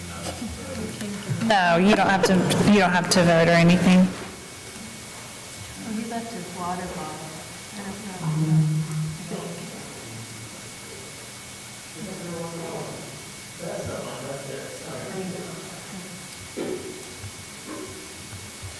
All right.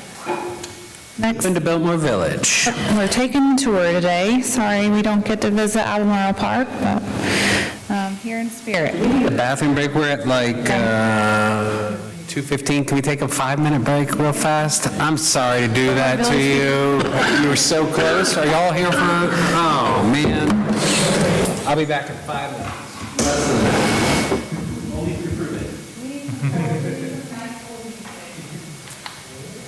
Have you heard from?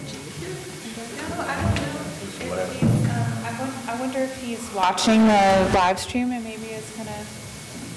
Sitting in a restaurant somewhere, and it's like, whenever you're ready. Yeah, I mean, I tell people that, I'm like, you can watch the live stream if you don't want to sit through a whole meeting. And How's construction going? I was over there yesterday, though, it seems like there's. There is progress between windows and buildings, ceilings, looking, and a lot of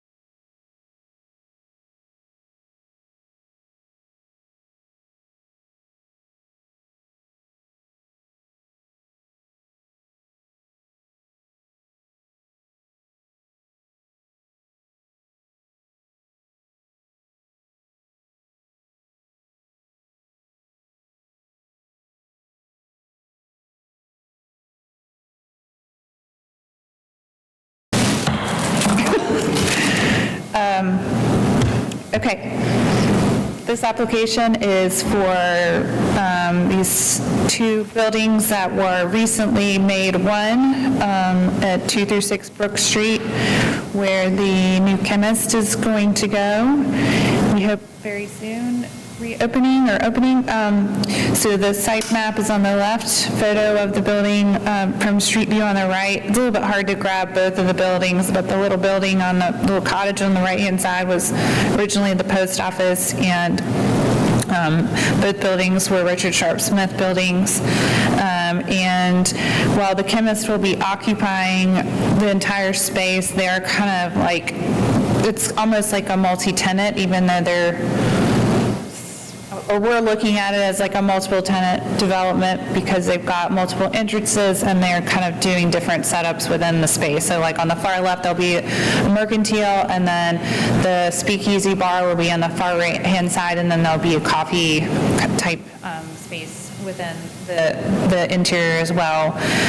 So one thing just to note before I forget, we did ask them to submit for their base sign permit because they'll need that in addition to their CA, and I was hoping that we would have that approval in hand before coming to you guys because the multiple tenant stuff gets really confusing in terms of how our other planning staff look at those, and depending on what entrance goes where and blah, blah. So I'm not sure that they can have all the signage that they're proposing, but for now, we'll just look at it as if they were, and then if something changes, then hopefully it's a revision that staff could review, but just a heads up on that.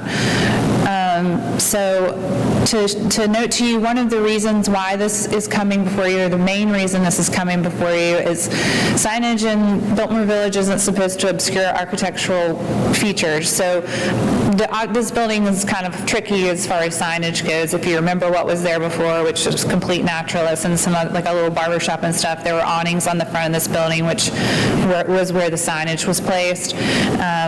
The awnings are not there, so they need to place the signage actually on the building. So you see the main chemist sign on the left-hand side above the double entry door there that's covering the half timbering or the trim there in the half timbering. That's really the main impetus of why this is coming to you all. Usually we look at signage administratively via minor work application. So that's thing number one. I don't really have any concern about the sign covering the trim there. I think that's really the only place it can go, and it's directly above the entrance there. So I'm supportive of that. And then there's two projecting signs. The one, the penny black is going to be on the between the two entry doors on the right-hand side. And is a projecting sign or a blade sign, and then there'll be a second blade sign that is for the mercantile that will go, just showing you what it will look like. It'll go next to the entry doors where the chemist sign is. And then they were also proposing a window sign on the right-hand side where you see the chemist signage within the windows, and these are the window signs on the right-hand side. The penny black window sign will be on the door of the little cottage structure on the far right-hand side. Yep, post office. So there are some concerns here in terms of the standards for the size of the signage isn't being met. So the maximum area for window signs should be 20 square feet, and that chemist sign is bigger than what the standards allow. And That one sign? yeah. 20 square feet, yes. It's easier, I think, if we were looking at it on the actual drawing, the one that's in the window space. The window, not the above door. There's one above the door, but the one that is exceeding the side allowance is the window sign. And it's also can't exceed 25% of the glass area. It looks like it is exceeding that, but we don't have a measurement of or calculation for that. There's also a maximum of 2 projecting sign faces allowed. So technically a blade sign has 2 faces, right? Because you're looking at it if you're walking one way or the other. So they can only have one blade sign according to the standards. You could theoretically still consider this to be, I guess, 2 buildings if you wanted to, but they are connected now, just so you know that, like where they look really close together, there's a little L that's a little hallway now that's connecting them together. We asked for in the staff report the dimensions for the glass where the window signs are proposed so that we can see that calculation. And then there's also the blade signs are proposed to have light fixtures, which I didn't have any issue with the light fixture. For those, my main question is there's a gooseneck light fixture that's proposed, and I'm assuming it's for that main chemist sign, but it's not shown on the plan, so we need to see where that's going to actually be located on the building. So those Where are my notes to you? Any questions for staff? Alex, it says in the standards that if it's on a corner, you get an extra a bit of sign. Is that entryway into the Robert Griffin building? no, it's not on a corner. Well, they asked me the same question, but there's a Open view. there's a drive aisle there, but it's for a parking deck. This is not a street. All right, well, if there's no other questions for Alex, let's call the applicants up. Y'all are sworn in and stuff? Okay, great. I'm John Burrett. I'm the project manager for this. With me as well as James Thompson, the CEO. He does the design work for us, so if there's any questions specific to the sign designs, then that'll go to him as well. But I can walk you through most of this. To answer the first question about the corner, the reason I brought that up with it being a corner building is that opposite of us is 10 Brook Street, which is the Chico's business. They actually have 3 signs on their building, so I assume that meant they considered that a corner. So I kind of thought we would have a similar consideration for variance for our building. Do you want me to walk through the plan, or do you guys want to ask questions first? What's easiest for y'all? A lot of it's self-explanatory. So have you provided the dimensions that staff needed for the window and the coverage within the window? I have not gotten the percentage of the window yet, no. We're still working through some of those designs. So that is something, if there's a restriction to the 25% of the window, then that would be something that we could easily rework that. So that is not an issue for us. As far as the square footage of the sign as well, we could reduce it. We were trying to keep the design where the lettering was similar in size to the main sign, so it's kind of congruent, kind of looks similar across the whole building, but obviously with some considerations for square footage, we can reduce that and make it a little cleaner, so. Yeah, those windows are being rebuilt currently and are not on the building yet, so waiting for final dimensions. Are you nodding about the gooseneck? Yes, apologies, I did send that in, but I did not add it to the design, so indeed there'll be 3 gooseneck lights directly above the main chemist sign on the left, kind of in line with where you see the half timbers going vertical. They'll be in between those. And those are the traditional down-facing goose lights, and there's, I believe, a photo of those in here as well.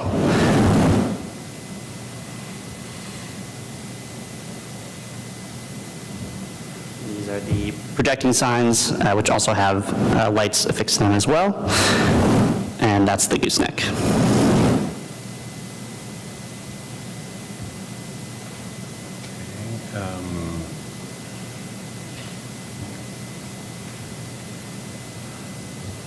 So our issue is in accounting whether we count what was 3 buildings as one building, which I think visually, I get at least 2, especially. And on a side note, you can still read post office on that double dash above the. Love that little building. We do too. Yeah, the question of multiple signs or this many signs with this building, when it was the 3 different businesses, they did have approximately 8 signs across the 3 businesses, so we felt pretty confident that a reduction of 3 signs still fit in with the look of the building of Biltmore Village. Why we have to ask. Of course, yes. Not only that, that could have been approved during a different set of. Right. Sure. That's true. Barber shop. They play that too, so. Sure. Yeah, the main, and again, the reason we're asking for these extra signs is just for clarification for customers. I think that's the main point of signage, just to make sure that people understand what's happening in that building. So obviously denoting that the entire building is owned by chemists and that is one business, with the main sign and also the window sign kind of on opposite sides of that building. But as you can see here, there's kind of a diagram of my poorly colored in sections here of the three technically different businesses, although they are, again, under the same company. The one on the left being the Mercantile in the red, which is operating more of the daytime hours. The blue being the coffee shop, which is operating in the morning, but also acting as our entryway into the speakeasy, which is the green. So all three of these businesses operate under different hours. So we just want to make sure that people understand when they walk up to a door that's closed, it doesn't mean our whole building is closed, that there's separate entrances with separate times. So the only entrance into the green of the post office is through the blue? Correct. So the door on the front of the post office building will not be a functioning door. It's still going to exist and technically can still open. It is not considered an egress or an entrance. We're not labeling it as such. So the window sign for that is literally just to say that this is here, but there'll be an arrow pointing to the left so that people know that they need to enter in through the parlor, through the middle building. Any other commissioners have questions for the applicant on this while I look something up?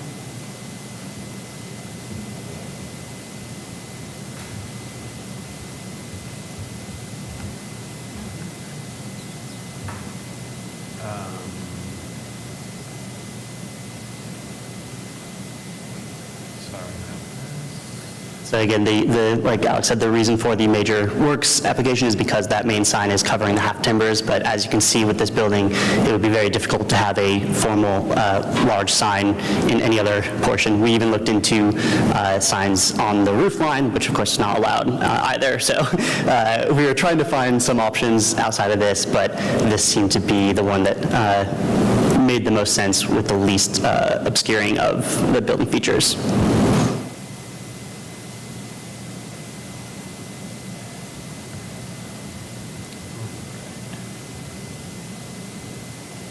So, I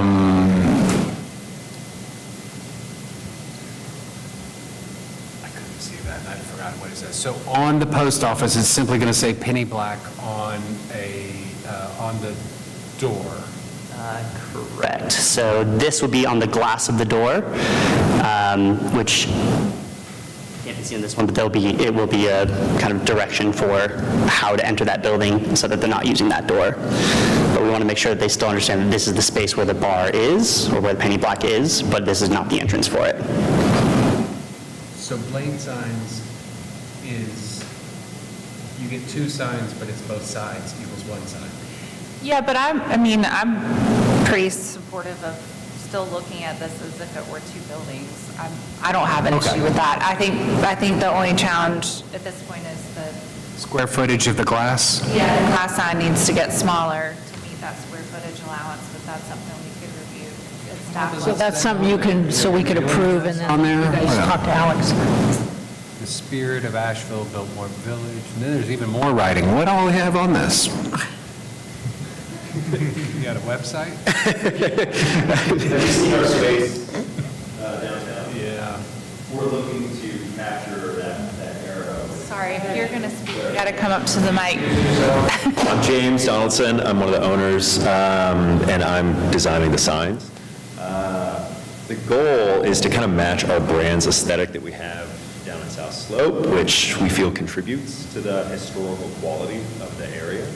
And so it's supposed to have that kind of like storefront look from 1890s to 1920s. So we can definitely reduce that. I mean, chemist is really the only thing that would need to be on those windows. Everything else is there as an aesthetic.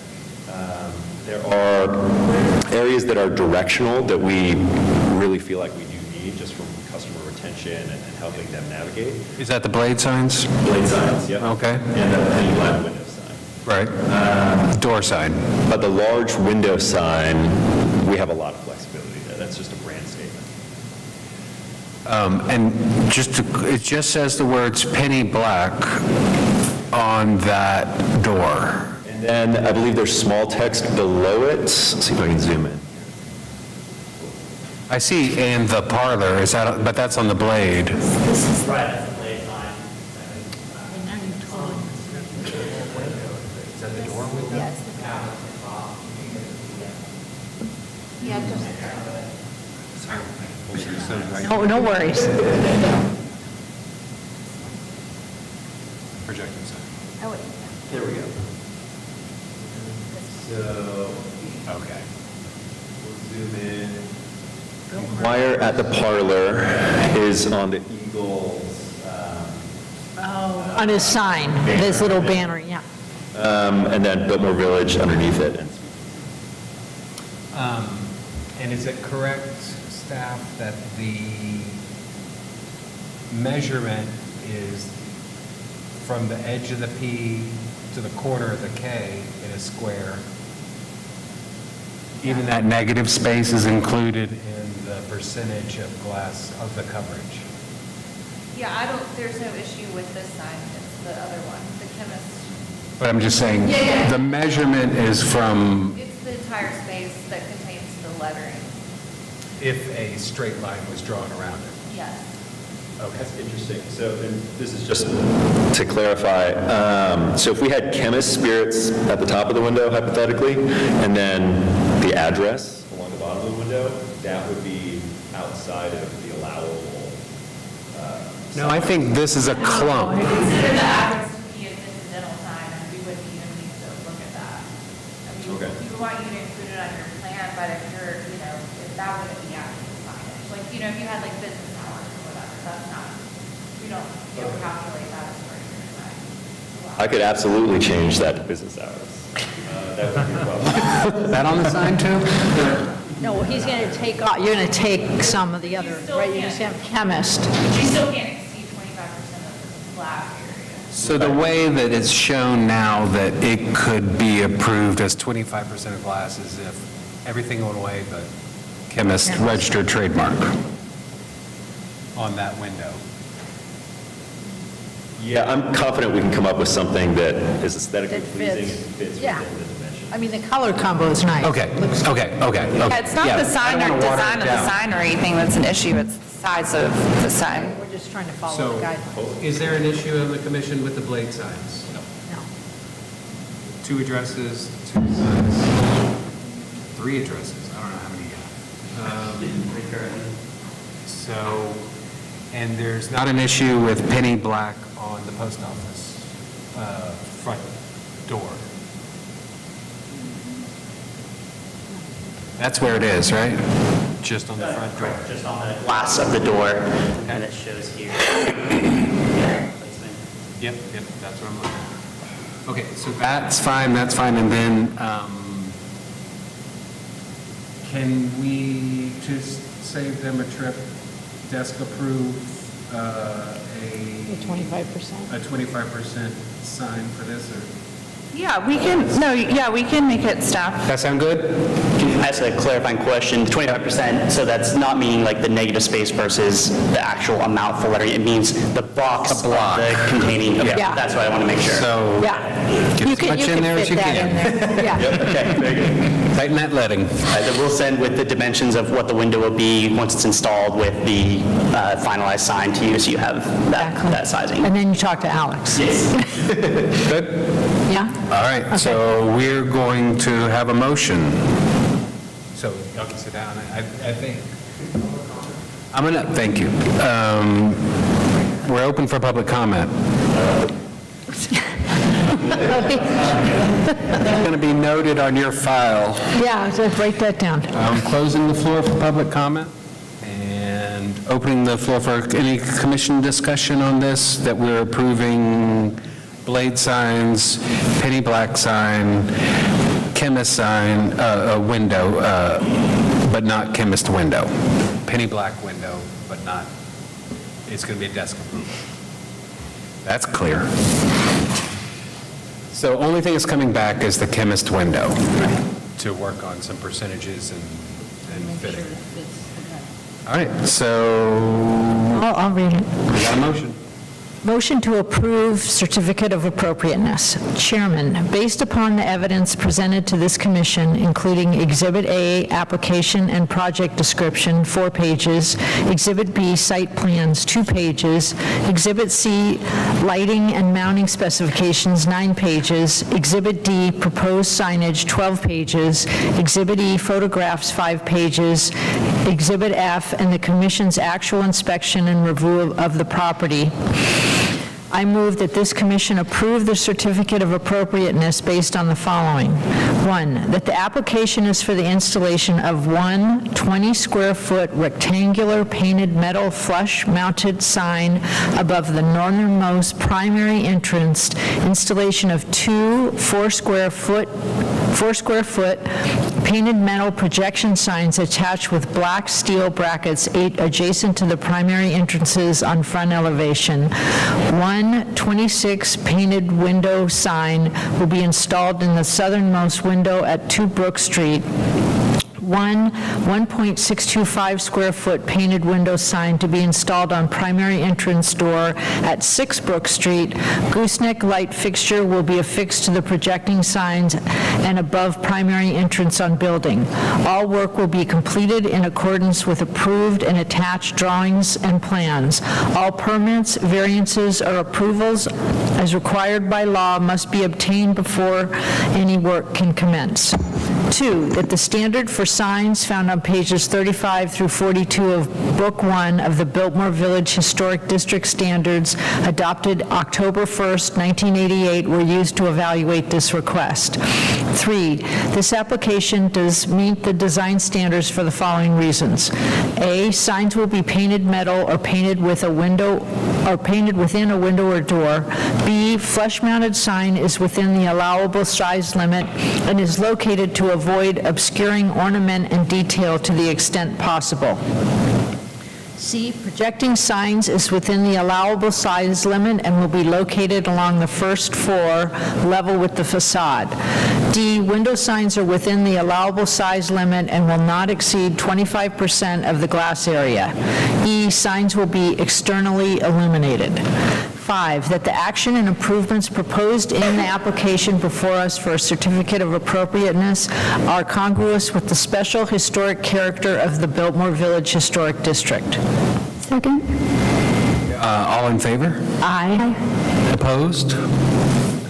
Based upon the foregoing findings and for the reasons set forth therein, I move that a certificate of appropriateness be issued with the following conditions. 1, revised window sign with window area calculation will be submitted for staff review and approval. Second. All in favor? Aye. Opposed? Okay, motion carries. Thank you very much. Thanks, guys.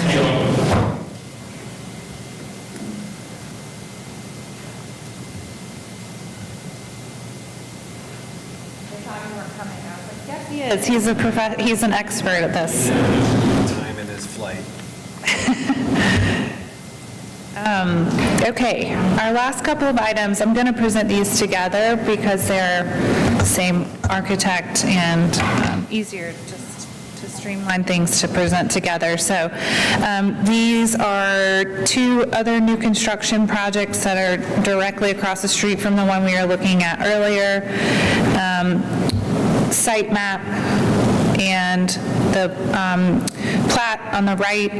This just is an FYI or reminder. The parent parcel was this entire lot with this big Queen Anne structure that's shown on the plat. Several years ago, there was a single lot subdivided off the back, and then last year, maybe not even that long ago, the new lot was subdivided in half, so there's 2 lots there now. There are obviously some pretty big oak trees in this part of St. Dunstan, so one of the things that was included in the application for the subdivision for these 2 lots was some conceptual work, some conceptual site plans. I think kind of at the end of the day, realistically, to have 2 lots here means you're going to affect at least the one big oak tree that's kind of right in the middle of the lots. I don't think that there's really a way around that, unfortunately. And the oak trees back in this part of St. Dunstan's are like 45 plus inch diameter trees. So it's a bummer to lose them, but I don't think that to develop these lots, there's a way to save that. But I did note that tree protection and trying to preserve the trees to the extent possible is certainly prioritized in the standards, so I did note that. The other thing to note on the plat, it's not shown on the site plan, but on the plat, you can see there's, I, for the longest time, thought it was a brick swale along the north side of Grindstaff, but it maybe is a sidewalk. It's kind of wide, so anyways, there's like hardly any historic infrastructure in this neighborhood, and so that's something that's super important to maintain as they redevelop on this side of the street. So I just noted that should be protected, and I also noted that they're, in the site plan, you'll see that they are proposing to move the driveway over, and so I am particularly interested to know, like, how much, obviously, I don't know how much brick that's going to be, meaning, you know, that will be removed, can it be reused, what's the plan for that? So that's something that I don't want to get lost in the shuffle here as we're talking about the structures themselves. Bless you. And let's see, so on the right-hand side are the renderings, perspective renderings of the structure, and then I don't think I even included the elevation drawings in my slides, apparently, but because I think that the renderings are more helpful to look at, actually, but the structure on the right, like I said, is a Queen Anne. It's been modified over time. It's a big, kind of rambly structure. The two new structures, I think, are kind of more in line with what we looked at earlier with the Craftsman style. They're kind of like this little stretch of new construction along there. All has kind of like a similar feel of, like, I don't know if this is Craftsman style. It's kind of speaking more towards the Queen Anne style in a way, but has a more regular form, certainly. And the building placement itself is definitely more regular. These, I not really think of any structures in St. Dunstan's that are right next to each other that are like sister structures. That's not really a thing there. So they did differentiate them slightly architecturally, just in the roof form. But otherwise, they're pretty much exactly the same. So I'm not 100% sold that that's the right, that really speaks to the character of St. Dunstan's. I feel like if they should maybe have even more differentiation between the architectural language of the structures, or the placement should be slightly different or something. It feels out of character to me from a siding perspective. That's not to say that I have any issue with the design of these structures. I think they're fine. I just feel like maybe they could be differentiated from each other a little bit more. Maybe one has a more of irregular massing than the other one, or something to kind of really speak more specifically to the Queen Anne structure. Because if you don't know, the standards do speak to old and new on the same site, and technically these are still part of that site that they were subdivided from. So something for you all to consider. I asked for, and just so you know what the standard says specifically, it says, new and old on the same site. The only historic examples of this in the neighborhood are outbuildings such as garages, carriage houses, and servants' quarters built to the rear of main buildings. It is appropriate for the newer outbuildings to be located behind, to be smaller and similar in design. And then there's my kind of standard list of miscellaneous things that we need to get from the applicant. So I won't go through all of those items, but those are all things that we could review administratively as staff. Was there a overhead of where that's placed on the lot compared to the other? Yeah, you can kind of see the, There it is. Yeah. So it's close. And I think one of the important things, just FYI, that we don't have is a tree removal plan. It's just like easier to have a plan that shows clearly like tree removal on its own plan versus being, this is kind of mixed in all together.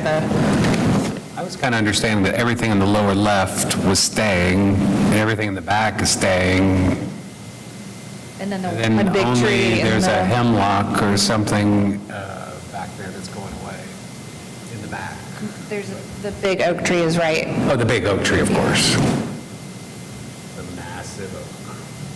Hey, that apron that their that the city requires, how, is that inside the brick, or is that ignored because of the uniqueness of the brick? That, I have reached out to the staff who will be reviewing it, and just to flag to her that this historic sidewalk was there, but we haven't conferred on whether they'll allow it to stay there for the new driveway. The brick. Really? Yeah, it's a different brick for there. It's been overpaved, and it's a big drop to the swale because of asphalt growth over there. Okay. Any other questions for Alex? I mean, that's maybe another reason to just support the existing driveway staying there and maybe just jogging. Because there's also meters right there, and I don't know how that, anyway. No questions for staff? None? All right. Y'all are just tired of hearing me talk, I can tell. All right, you ready? Nothing's sworn in yet. Oh, Better than we do. He's fresh. Yeah, that's true. We did it a long time. solemnly swear or affirm that thank you, that the information you present during the hearing for a certificate of appropriateness or preliminary subdivision approval before the HRC shall be the truth, the whole truth, and nothing but the truth. Thank you, sir. Tell us about your project. My name is Jakub Markulis. I'm the architect. So to address a couple of the concerns, maybe beginning with the driveway, we are only shifting it somewhat from where it is currently, maybe half of its width at where it enters where the curb cut is. Is that just to split the two lots dead down the middle? It's kind of close. I don't know if I could look at if you look at this kind of hard measure over there. So see, it's entering more or less where the property line is and makes a little zigzag. So all we're doing is just shifting it maybe half of its width to be in the center where the two lots are split, and straightening it out. So there's also a hill there. There's a little incline, but not as, from the street, the front yard looks pretty flat. I mean, it has a side slope to it, gentle side slope, but it looks more or less flat. Are you planning on restoring the sidewalk? Yeah, so, yeah, we'll follow the city standard as far as the apron goes, and then it's follow the city standards for the apron, because that's concrete, right? Well, yeah, I don't know if we'll do whatever is required. So like, I'm showing concrete apron right now because I assume that was required, but we would, whatever brick we remove from the current curb cut from one side of it, it will be, replaced on the other. We would repair the sidewalk along the slide, since they're just bricks, you're picking up bricks, putting them on the other side of the driveway, that you're picking up the bricks and putting back on the... Yes, and then I'm pretty sure there will be some other repairs that will be required for the sidewalk, so we're planning on doing that along the entire frontage of the two lots. I'm pretty sure there's some missing, some broken bricks, so maybe we can find something matching. Okay. Put in there. But I'm under the impression that this can stay brick, the whole thing. Yeah, I'm not really sure if the actual curb cut is, I was trying to pull up a picture, but whether the curb cut is right now brick or... It's brick. The curb? If the sidewalk is continuous, I'm not 100% sure. It's a different brick, it's turned on its side instead of flat. Yeah, but it's the Montford brick, the double bullseye, that are the sidewalk, and then...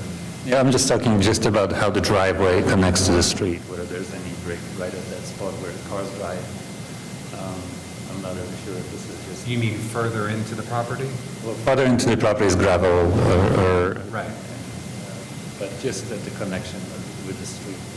I'm just not really sure if the sidewalk is, it's shown continuous on this survey, so maybe it's safe to assume that maybe What are you saying is continuous? We were talking about, maybe I can point over here.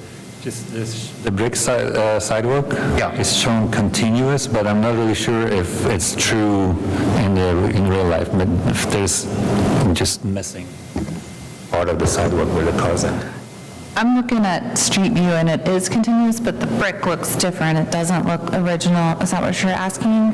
It's the same as it was on Chestnut, where they use the stepping stuff with tread, like in Montfort. The double bullseye ones is the sidewalk, and then the entry is brick on side. Maybe the same bullseye, but it's on side, tipped up, and so it's narrow bricks, making the entrance into the driveway, the driveway entrance itself. It's a different color brick. It doesn't look the same. Because that's brown glazed of the sidewalk. But it's almost like a gray color versus the, Here,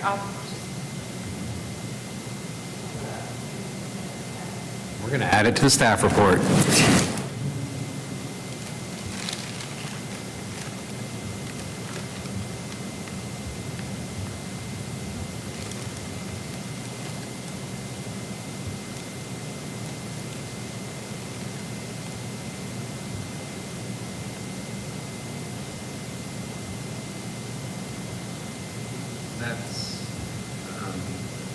Is this what you're referring to? Because this looks different to me than the brick that goes the rest of the brick. Different than that this morning, today, I thought, but that's July, isn't it? That's just last month. I mean, because my thought was like, sure, we want them to preserve the brick to the extent that they can, but I wonder if maybe this is the product of driving over what was the historic brick for a long time, maybe it ended up getting replaced from damage. You know, especially if it was turned on its side, it seems like maybe it would be as durable that way. I don't know. Anyway, just a thought, but. Did you do a site visit and decide on that for sure with the architect? I think we would need to confer with our planning staff who's going to be reviewing the driveway, because I'm not sure they would be even allow this to stay brick as a driveway apron, because it's a maintenance issue for our public works department. That's why they have the standard concrete apron. But we can talk to them and we, I mean, I think you could still stipulate that as much brick will be retained and preserved as possible. And so like if they move the driveway over, then they restore the brick wherever the brick is going away. And that's disturbed ground is a city utility, a water and a electric, not electric, water and gas meters. So On the right? yeah, right there. Yeah. Or somewhere right there it was. But I guess that can be in the middle of a concrete.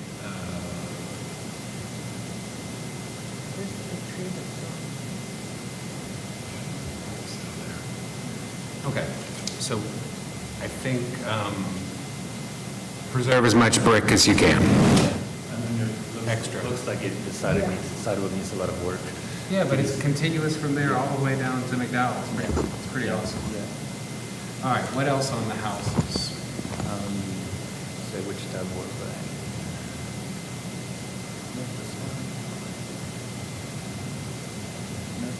No, got lost.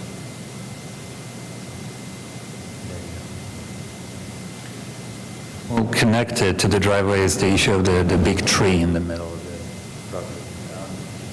So we have looked at possible options, and we just came to the conclusion that parking on the back of the property and removing the trees feasible way. But the only way to possibly save, I mean, it wouldn't be 100%. The tree would be parking in front of the buildings, which I know it wouldn't be in keeping with the character of the neighborhood. So that's why we're proposing a shared driveway going to the rear of the property, and designing the parking spots in a way that preserves anything else, everything else that's back there. We're not removing any additional trees, apart from one small pine, I think. That hemlock back there and that island in the driveway? One here in this area, I'm pretty sure there's one small, pretty small evergreen tree there.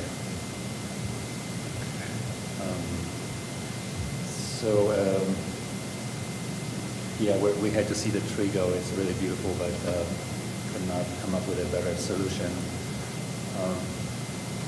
As far as the character of the houses and being different from one another, a couple of things that help other than the roof lines that have been changed. The plans are mirrored, so they already look somewhat different from one another. And despite the fact that there's a side slope to the property, we have a little bit difference in proportions as far as the deck height, the foundation height. Is there some way you can better make it relate to the Queen Anne next door? I think Queen Anne's out of the question, but at least shingle over lap siding on one of them? Yeah, we have portions of the... I see that in the eave, and then there's sort of a break of that, which is kind of out of character in the neighborhood when I looked. Around that shingle column.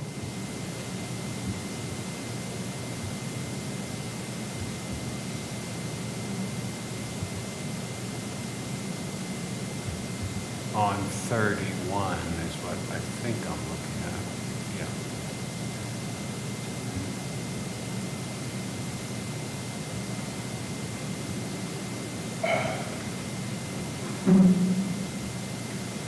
Yes, so we're proposing to add shingle in some parts of the design, like the projecting That projected gables and projection of floor plans, maybe those triangular shapes in the gables.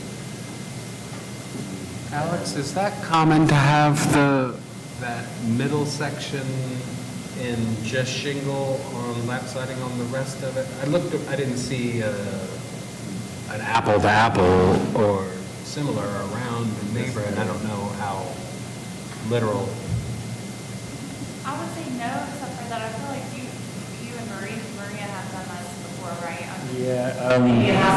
Yeah, the reviews are very similar. A couple of the similar projects, one on Panola Street, one on Santi Street, that were very similar houses in terms of the size and design elements.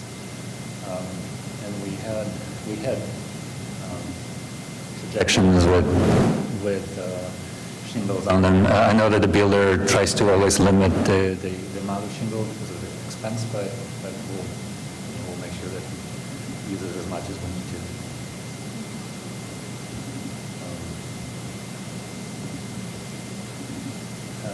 Looking at the neighboring house, we kind of walked around it. It looks so different from each side. We had a hard time, deciding which side of the house we should be relating to.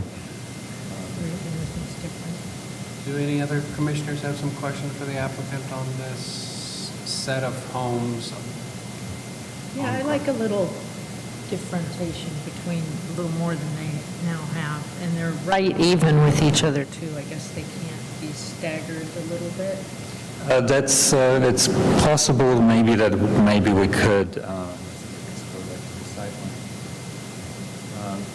It could be that maybe this second could move a little forward.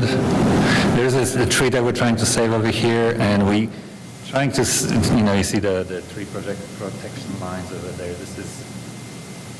We can go farther than this, and we're squeezing our parking spaces in those areas. Yeah, I would think even the people that are going to be living there would appreciate it wasn't side by, but there was just a little, it just would feel more private, a little bit more private. You're pretty close together. Or that their homes are jogged a bit? Yeah, that they're just a little, they're not right. I mean, they're jogged a tad now, but just a And little. if the Queen Anne was the one that was further set back, and like you said, 35 scoots a little further forward? Yeah. That we were trying to kind of split the difference between the front of this house and this one, but this one is barely visible from the street. There's a lot of, and it's smaller. So we're kind of already kind of towering over this a little bit. So I was afraid that if we push it forward, we would kind of, amplify the effect. But, I would say that if we were willing to lose this small Do you think it's overshadowing that house because it's the entire lot line? The entire width of the lot could possibly be part of it. Yeah. A little bit. But we could slide them forward. Yeah, Or one of them, on one of them. May potentially this could slide 10 or so feet in this direction. That one, 10 or so Yeah. feet back? 31? I would say, because then, I don't know if it makes difference, but it would create more of a kind of wave line there along the front of the building rather than. Alex, does that help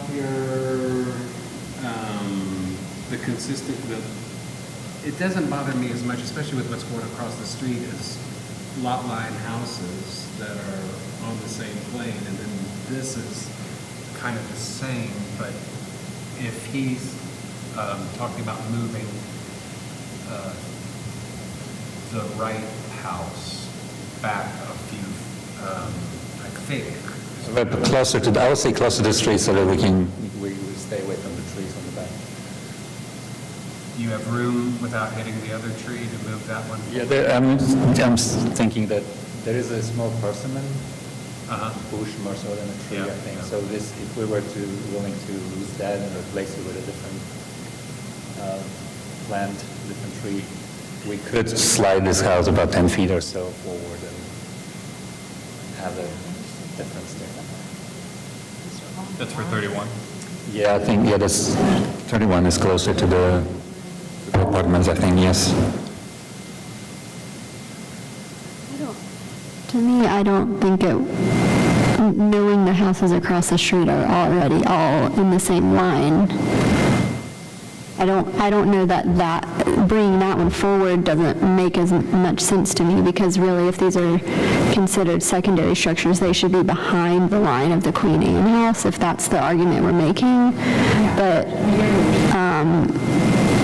otherwise, I mean, them being in a line is congruous with what's really happening across the street.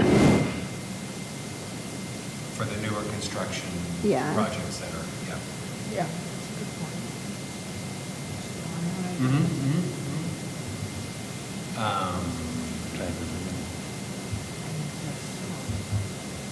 And you have changed the gabling to make it a little different. I don't know how to,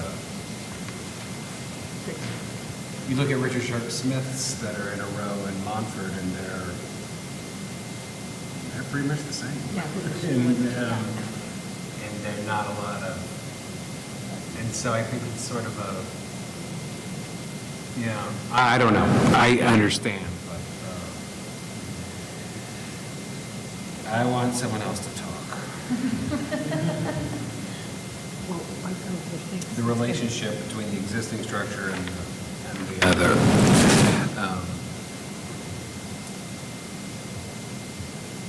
I have a very simple question for you. What is the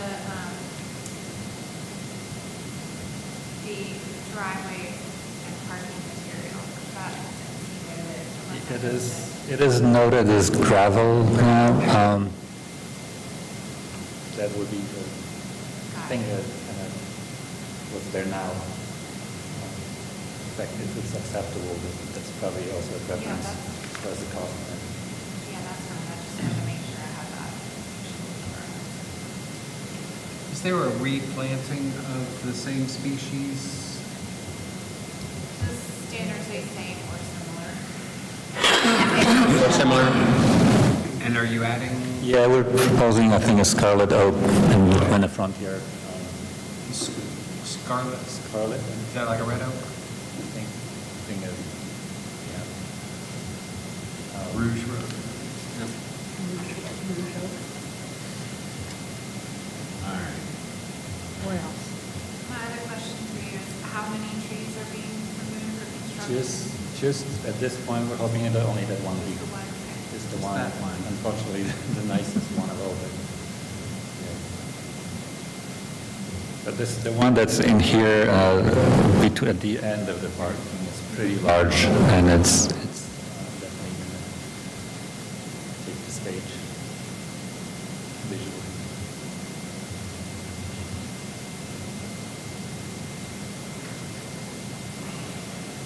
Any other questions for the applicant? And we can open the floor for public comment if there's nothing else for the applicant. All right, we're closing. Thank you. Thank you. Opening the floor for public comment for Janice's sake. I'm closing it for everyone else's. Comments from commissioners on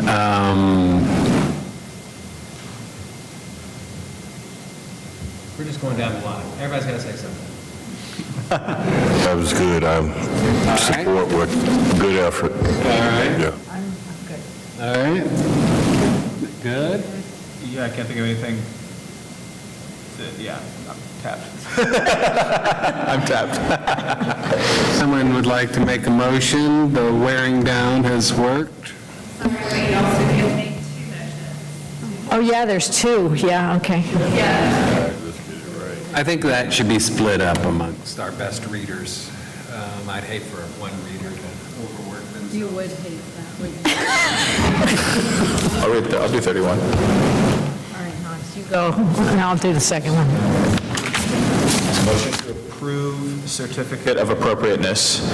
Chairman, based upon the evidence presented to this commission, including Exhibit A, application and project description, 3 pages, Exhibit B, new construction worksheet, 4 pages, Exhibit C, site plans, floor plans, and elevation drawings, 7 pages, Exhibit D, material specifications, 5 pages, Exhibit E, owner's affidavit, Exhibit F, photographs of existing structure, 2 pages, Exhibit G, streetscape rendering, Exhibit H, and the commission's actual inspection and review of subject property by all members.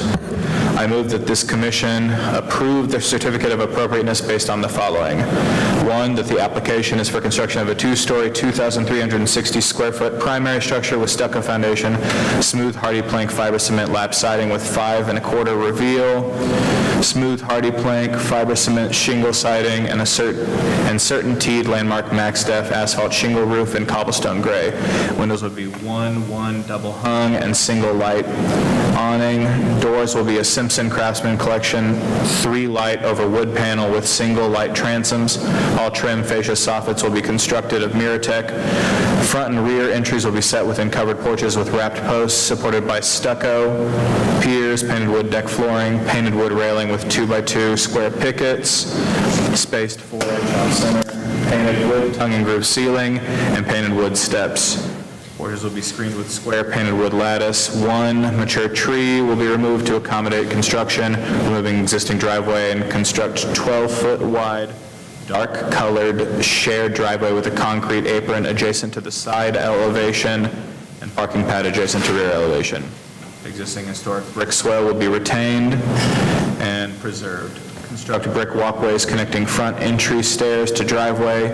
Installation of mechanical units screened with plantings adjacent to east elevation. Foundation plantings will be installed.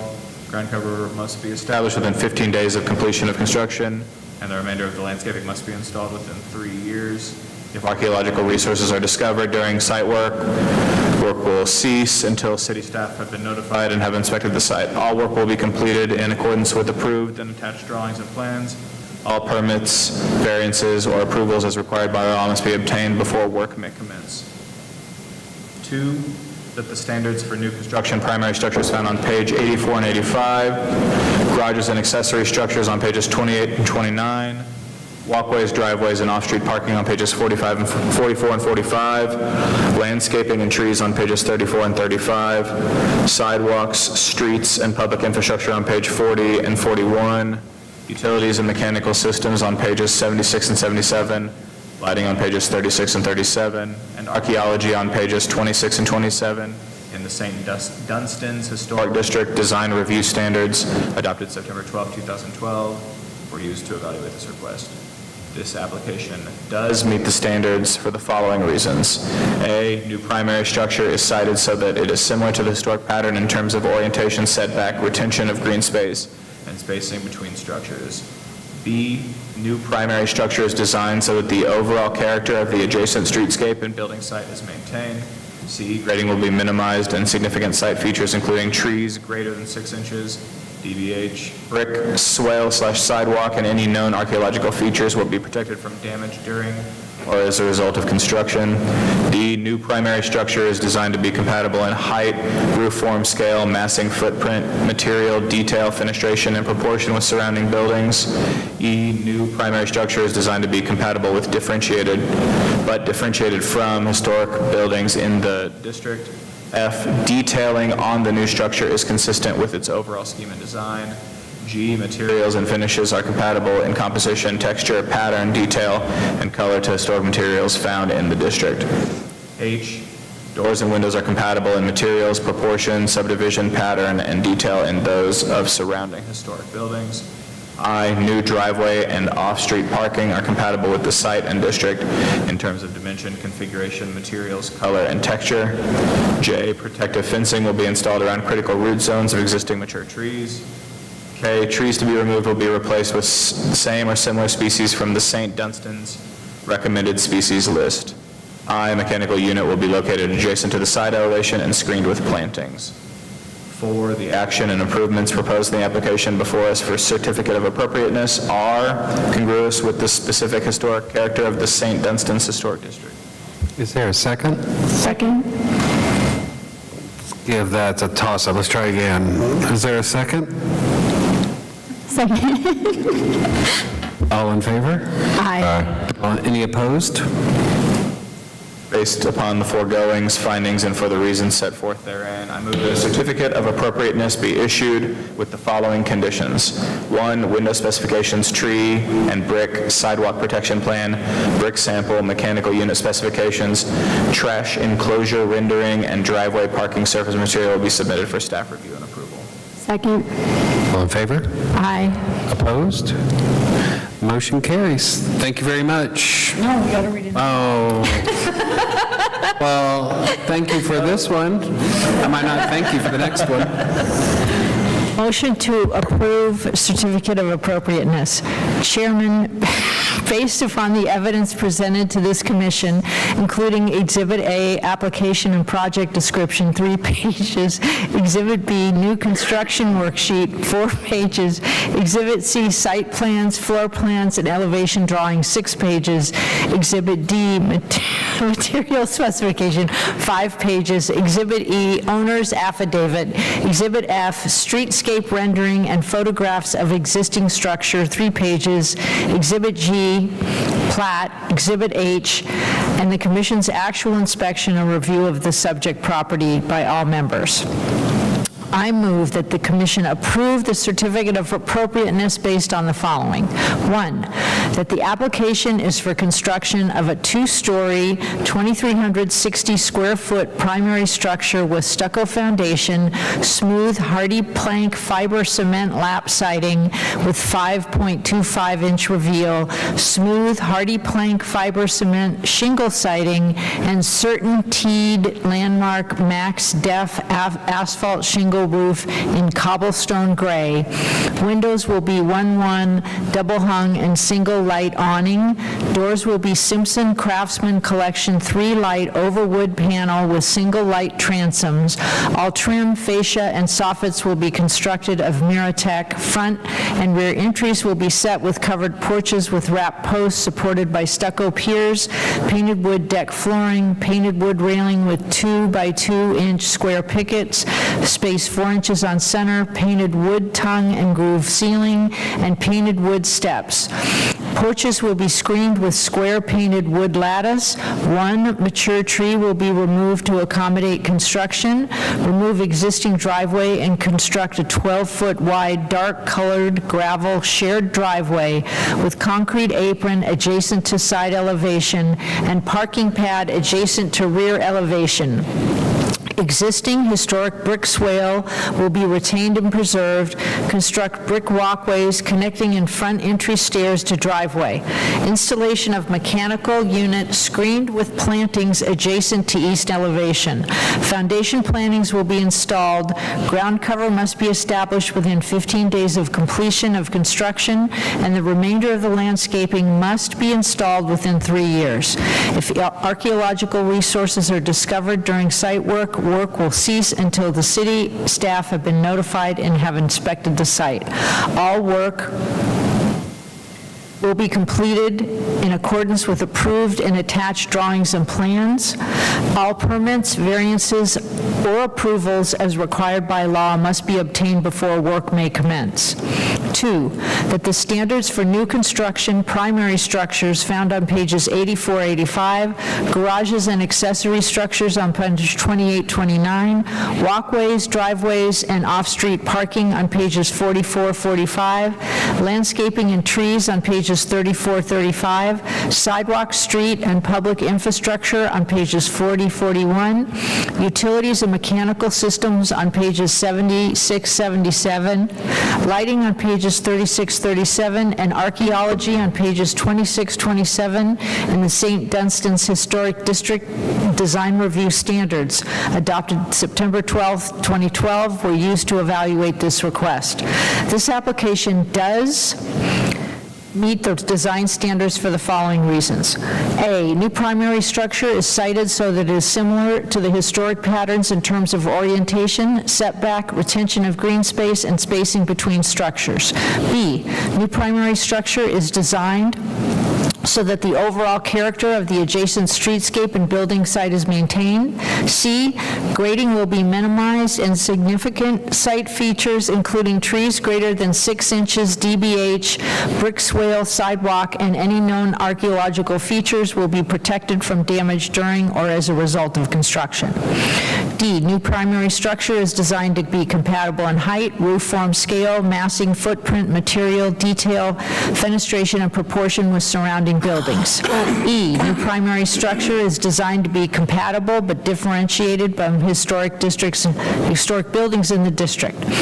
F, detailing on new structure is consistent with its overall scheme and design. G, materials and finishes are compatible in composition, texture, pattern, detail, and color to historic materials found in the district. H, doors and windows are compatible in materials, proportion, subdivision, pattern, and detail to those of surrounding historic buildings. I, new driveway and off-street parking are compatible with the site and distinct in terms of dimension, configuration, materials, color, and texture. J, protective fencing will be installed around critical root zones of existing mature trees. K, trees to be removed will be replaced with the same or similar species from the St. Dunstan's recommended species list. L, mechanical unit will be located adjacent to the side elevation and screened with plantings. 4, that the action and improvements proposed in the application before us for a certificate of appropriateness are congruous with the special historic nature of the St. Dunstan's Historic District. Second. All in favor? Aye. Any opposed? Based upon the foregoing findings and for the reasons set forth therein, I move that a certificate of appropriateness be issued with the following conditions. 1, window specifications, tree and brick sidewalk protection plan, brick sample, mechanical unit specifications, trash enclosure rendering, and driveway parking surface material will be submitted for staff review and approval. Second. All in favor? Aye. Any opposed? Okay, that one passes. Thank you very much. Thank you.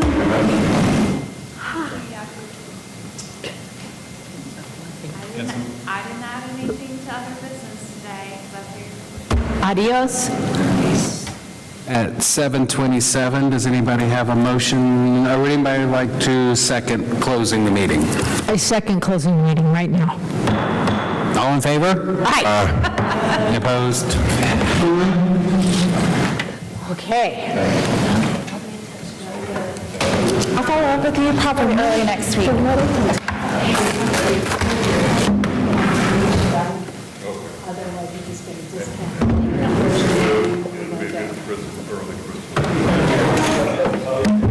Yeah, you save a lot with it, so that's good. Must have.